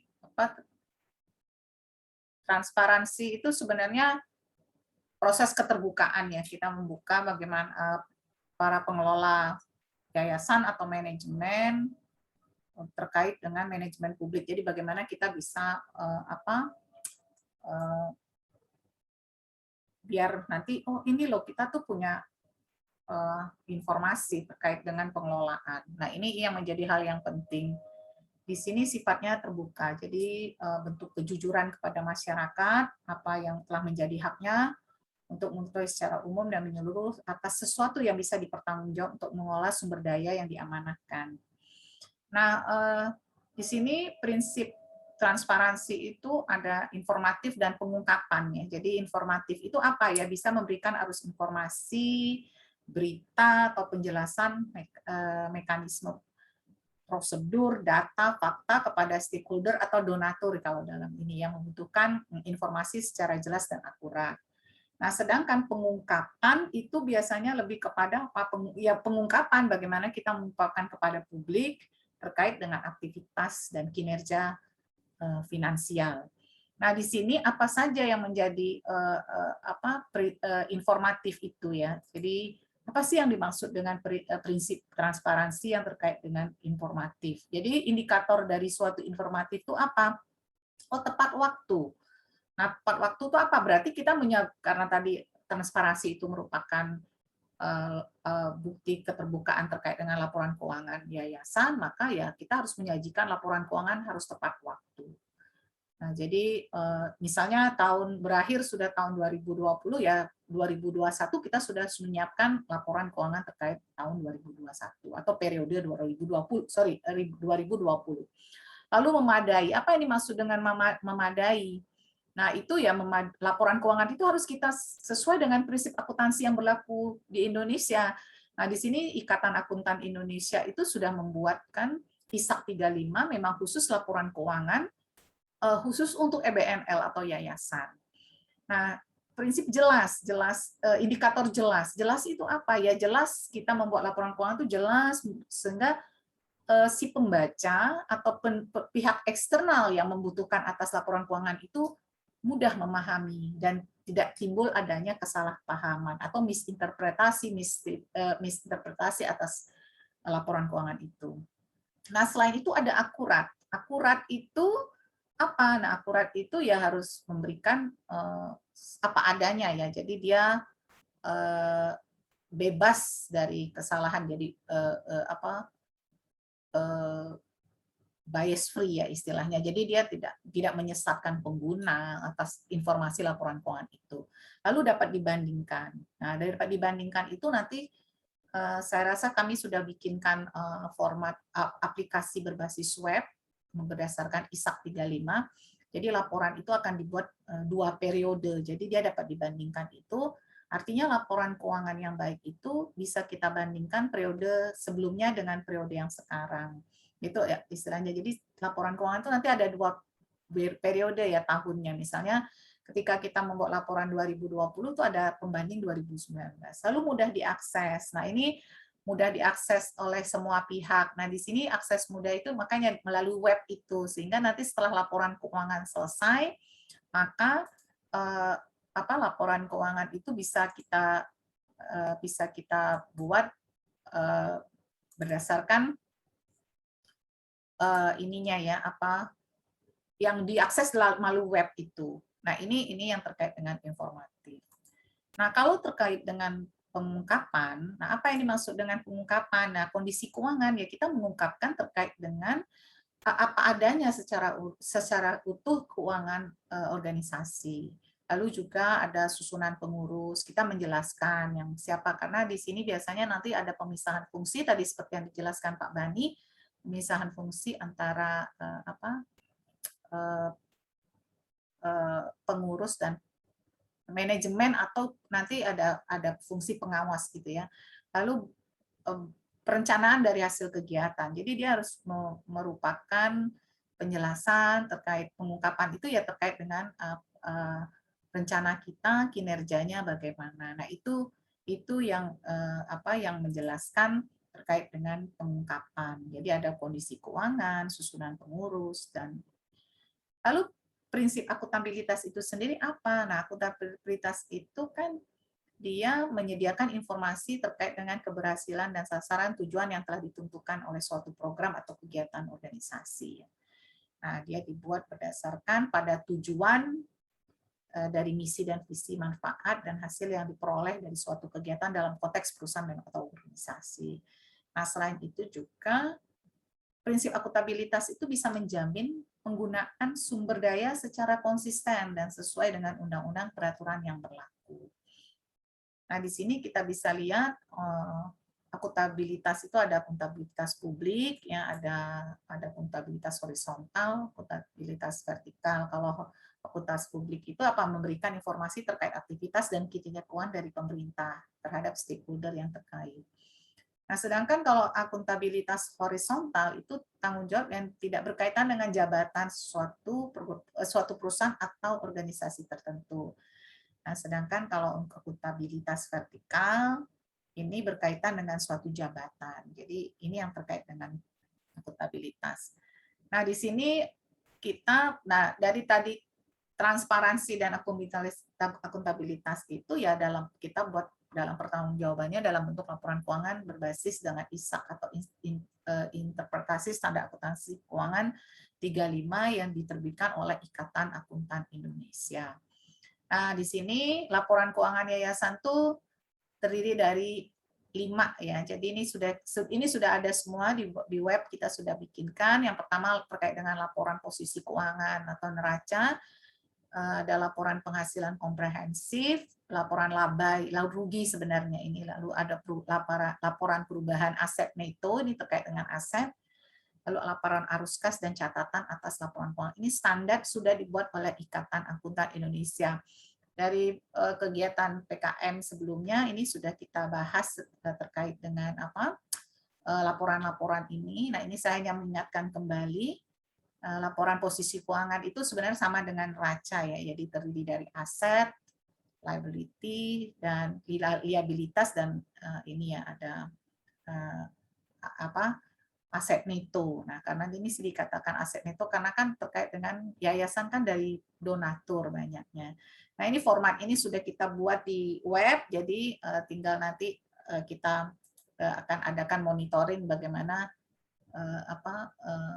yayasan YRM itu sudah mulai bisa membuat laporan keuangan walaupun dalam bentuk sederhana.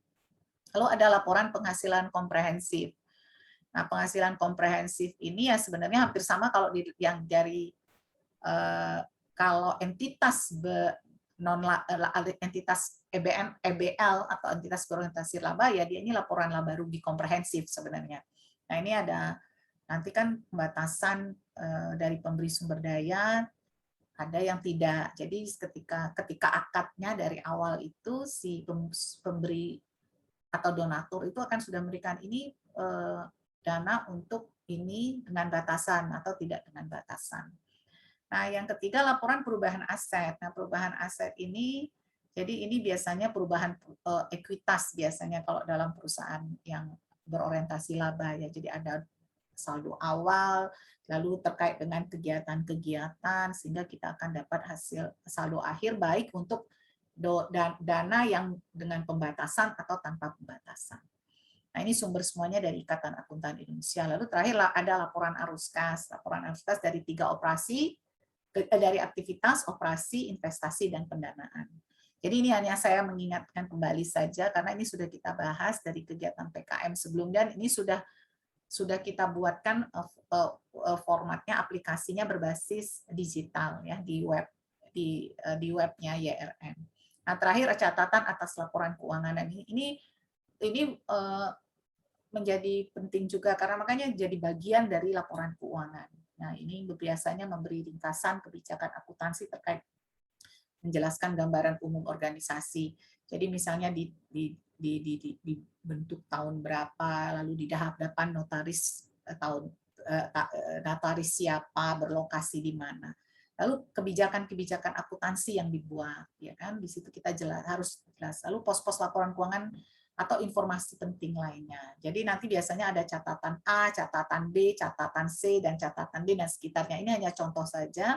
Misalnya catatan A menguraikan kebijakan pengungkapan yang diwajibkan. Ya. Nanti itu akan menyebabkan catatan B itu akan wajib lagi. Jadi saling terkaitan. Nah, itu catatannya. Nah, itu sudah kita kasih contoh ya di modul sebelumnya. Jadi ini hanya saya mengingatkan kembali bahwa transparansi dan akuntabilitas itu ya laporan keuangan yang harus dibuat oleh yayasan yang terdiri dari 5 itu. Saya rasa itu saja dari saya. Mungkin nanti kita akan lanjut dengan ada Pak Berkah ya terkait dengan untuk aplikasi segregasi. Setelah itu kita bisa lanjut diskusi. Oke, terima kasih Sofi. Oh, Sofi udah nggak ada lagi ya. Oke, mungkin kita ini ya. Sofi keluar lagi izinnya. Mungkin Pak Berkah ya, bisa langsung Pak Berkah ini saya langsung handle saja deh ini.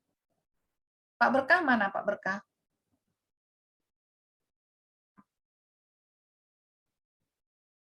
Pak Berkah, mohon maaf. Pak Berkah? Mana?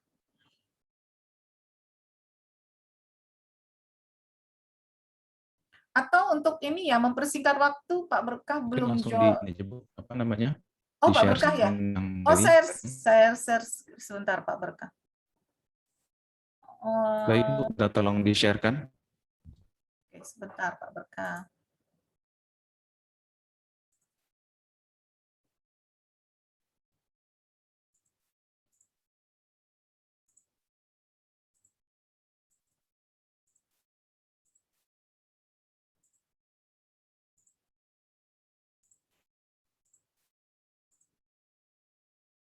Oke, sudah kelihatan ya. Ini Pak Berkah. Ini tapi punya saya kurang, nggak bisa ini ya, karena, oh ini sudah bisa nih Pak Berkah, monggo. Oh, Pak Berkahnya ini ya, keluar ya? Mental ini sepertinya. Sinyalnya Pak Berkah ini sedang kurang bagus.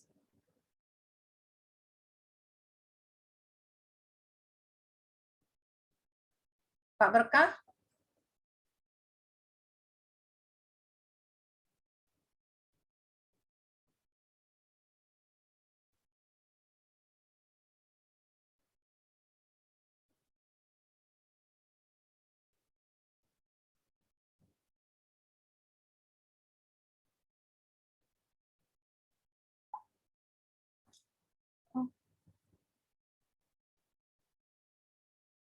Iya betul nih Pak Berkah mental lagi karena ini karena apa? Karena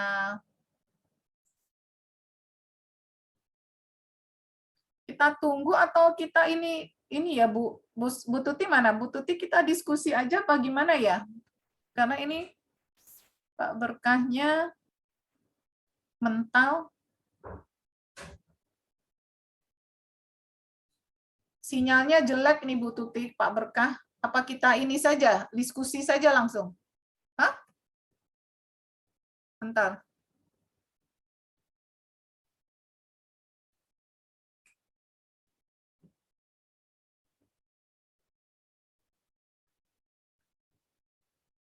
Oke, kita diskusi saja ya, mungkin ya.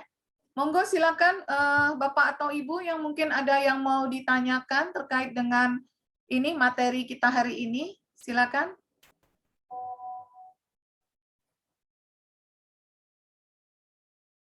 Monggo nih Pak Bani, sudah. Nah itu silakan Bu Tuti. Tuh, Bu Tuti sudah. Mungkin saya, Pak Bani, kedengeran ya suaranya. Yang ingin kami tanyakan adalah tadi ya, khususnya kalau terjadi kegagalan pada pengelolaan yayasan, itu sebetulnya dampaknya bagaimana? Terus kemudian apakah ini juga harus dilaporkan lagi? Apakah sebuah yayasan kalau misalnya pun tidak perform, terus kemudian apakah harus ditutup atau dibiarkan begitu saja? Bagaimana Pak Bani? Mohon arahannya. Terima kasih. Iya Bu, jadi kan harus dipahami bahwa tujuan pembentukan yayasan itu kan tercantum di dalam anggaran dasar yayasan ya Bu ya. Jadi para pendirinya kemudian menyepakati ini tujuan ultimate goal-nya yang mau dituju oleh yayasan. Nah, setiap kemudian setelah ada ultimate goal tadi, pengurusnya kan berusaha untuk mencapai itu. Jadi pembinanya menerjemahkan dari ultimate goal tadi itu apa yang mau dikerjakan nih dalam 1 tahun, dalam 5 tahun, dalam 10 tahun gitu ya. Nah, kemudian itu dijalankan oleh si pengurus gitu. Jadi pada prinsipnya sebenarnya ketika tujuan utamanya itu kan biasanya sangat ideal tuh ya Bu. Nah, tentunya di dalam aktivitas tahunannya itu kan biasanya akan selalu berusaha untuk memproses bagaimana bisa tercapai itu tujuan ultimate goal tadi gitu ya, dijabarkan dari setiap program setiap tahun atau setiap 5 tahun gitu.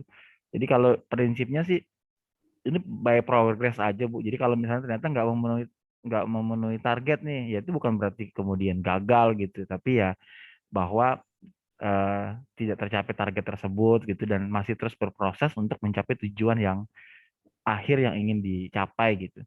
Jadi ini tidak perlu menjadi satu kekhawatiran Bu. Jadi kalau sepanjang artinya tidak tercipta kerugian di internal yayasan ya, tidak kemudian menciptakan wan prestasi dengan pihak lain gitu ya, tidak melanggar aturan gitu. Sepanjang itu tidak dilanggar sih akan jalan terus gitu Bu.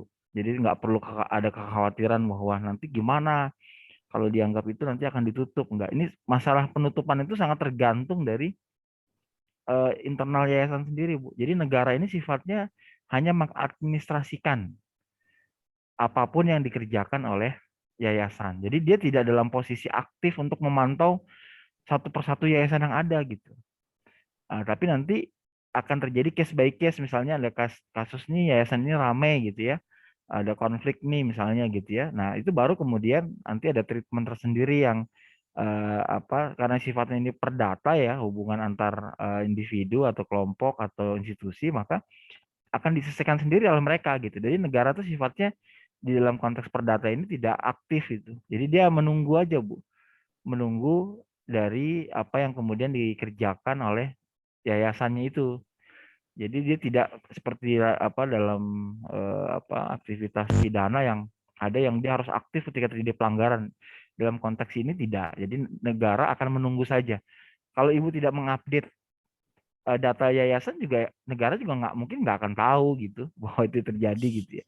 Tapi kalau nanti ada masalah, nah baru nanti di tracing tuh ini kenapa nggak lapor gitu. Nah itu ada pelanggaran-pelanggaran tersendiri yang nanti diatur di dalam ketentuan undang yayasan. Jadi yang tadi saya sampaikan tuh bukan untuk menakut-nakuti, wah nanti agak ribet gitu. Tapi ya sekedar bahwa itu memang aturannya ada seperti itu dan kita para penggerak yayasan ini perlu untuk memahami bahwa itu aturan ditujukan agar tidak terjadi pengelolaan yayasan yang tidak sesuai dengan tujuannya, tidak sesuai dengan ketentuan hukumnya gitu. Kurang lebih begitu, Bu. Oke, terima kasih. Pertanyaan lain, Pak Bani, ini mungkin lebih teknis ya. Pak Bani, ajarin dong ke kita gimana tahapan mendaftarin yayasan. Terus, maaf punten ya, mohon informasi kira-kira kisaran biaya berapa sih kalau ngurus ke notaris itu. Terus kemudian notaris mana sih yang kira-kira apa ya, bisa lah jadi rujukan buat kami gitu loh Pak. Mohon informasinya dan mohon arahannya Pak. Terima kasih. Monggo Ini Pak biaya, Bani. ya Bu. Kalau biaya ini kan relatif ya Bu ya. Ada yayasan-yayasan tertentu, notaris tertentu yang ya dia mengikuti standar ketentuan profesinya aja Bu. Jadi rata-rata misalnya itu kurang lebih sekitar 3 sampai 5 juta gitu, tergantung level yayasannya. Ya, misalnya kayak yayasan pendidikan Bakri yang didirikan oleh grup Bakri gitu kan, kantornya di Kuningan, tentu dia nyari yayasan juga yang levelnya sesuai dengan level level pendirinya gitu, dan tentu harganya juga sesuai gitu. Tapi kalau yayasan masyarakat kan juga bisa memilih notaris-notaris yang dia secara aturan memang diperbolehkan melakukan jasa kenotariatan gitu ya, dan bisa sangat mungkin diambil yang dia tidak men-charge apa namanya nilai jasanya yang demikian tinggi gitu. Itu tinggal dicari aja sih Bu. Range-nya kurang lebih sekitar 3 sampai 5 juta ini proses pengurusan aktenya di yayasan gitu. Di notaris gitu. Kalau siapa itu bisa macam-macam Bu, maksudnya bisa siapa notarisnya itu bisa referensi macam-macam Bu, bisa juga tetangga-tetangga di apa perumpung gitu ya, mungkin ada notaris yang bisa bantu, itu bisa di istilahnya diajak bicara gitu, yang tetangganya atau mungkin ada keluarga yang jadi notaris bisa diminta bantuan, itu bisa jadi nanti si notarisnya ya sudah nggak usah bayar deh, dianggap sebagai CSR-nya, itu juga bisa gitu Bu. Jadi tergantung Bu. Notarisnya dengan latar belakang apa kan, kalau misalnya kita jual beli tanah kan notaris Ya. yang akte gitu kan, akte tanah. Tapi kalau notaris yayasan ini notaris apa nih Pak? Jadi gini Bu, jadi kalau terkait dengan profesi notaris ini kan seluruh dokumen yang membutuhkan apa registrasi negara itu harus ada profesi tertentu yang membantu proses administrasinya. Itu yang kemudian dinamakan sebagai jabatan notaris. Nah, dia itu harus mendapat lisensi dari negara, Bu. Jadi pihak-pihak yang secara profesi mendapat otorisasi dari negara untuk menjalankan jasa kenotariatan gitu. Nah, ada secara khusus jasa terkait dengan fungsi untuk membuat akte tanah gitu misalnya. Itu ada sendiri apa namanya lisensinya yang biasa kita kenal sebagai PPAT, pejabat pembuat akte tanah. Nah, biasanya itu yang bisa jadi PPAT itu adalah ya notaris karena punya kemampuan dasar di situ dia. Tapi biasanya tidak semua notaris itu PPAT. Tapi semua PPAT itu pasti notaris kebanyakan gitu Bu. Gitu. Jadi biasanya apa para notaris yang ingin jadi PPAT dia harus ngurus lisensi lagi ke BPN untuk kemudian dia bisa menjadi pejabat pembuat akte tanah. Kalau dulu itu pembuatan akte tanah cukup di kecamatan Bu, camat, lurah tuh yang bikin tuh. Tapi semenjak kemudian berkembang profesi notaris, maka kemudian diserahkan tanggung jawab ini kepada PPAT. Ya pejabat pembuat akte tanah gitu. Nah itu nanti tinggal apa namanya atau otorisasinya tinggal diurus. Carilah kalau untuk urusan tanah carilah notaris yang kemudian punya lisensi PPAT gitu. Demikian Bu. Terima kasih Ada ini nggak? masukannya. Pak Bani, bukannya kalau notaris itu tergantung lokasinya di mana ya? Misalnya kan yayasannya di Perumpung, berarti notarisnya juga sekitar Jakarta Timur gitu. Ada nggak? Kalau seingat saya itu begitu ya, kalau kita ngurus tanah itu ya Pak ya. Oh iya. Jadi Jadi harus dibedakan ininya Bu, antara ngurus akte tanah sama ngurus akte pendirian badan hukum Bu ya. Jadi kalau akte pendirian badan hukum itu bisa aja daerah operasinya itu DKI Jakarta gitu. boleh Notarisnya ya. di Jakarta Timur, apa namanya, notarisnya di Jakarta Utara, tapi organisasi domisilinya di Jakarta Timur. Itu nggak ada masalah karena Nggak ada lingkup masalah ya. operasinya dia itu di DKI Jakarta gitu. Kalau tanah juga sama, dia ada batasan ininya Bu, lingkupnya. Ya, lingkupnya itu kalau Jakarta itu jangan ngelihatnya administratif utara timur karena dia biasanya satu jadi provinsi, biasanya levelnya di provinsi Bu. Jadi notaris yang ada di level situ maka dia bisa untuk beroperasi di area tersebut gitu. Nah, kecuali kalau tanah Ibu ada di Tangsel gitu ya, pakai notaris Jakarta mungkin jadi akan kesulitan karena tidak terregister di Badan Pertanahan setempat itu. Demikian, Bu. Ya, terima kasih Pak Bani. Mungkin masih ada lagi yang lain pengurus? Cukup Bu Ci. Terima kasih Pak Bani atas materi dan ilmunya. Ini sangat berguna buat kami dalam mengelola lembaga kami. Terima kasih. Oh ya, ini Pak Berkah belum masuk juga ya. Jadi apa kita skip aja ya kali ya Pak Berkah ya terkait dengan ininya ya. Materinya mungkin nanti bisa kita jelaskan nanti saja kali ya Pak Berkah untuk sosialisasi.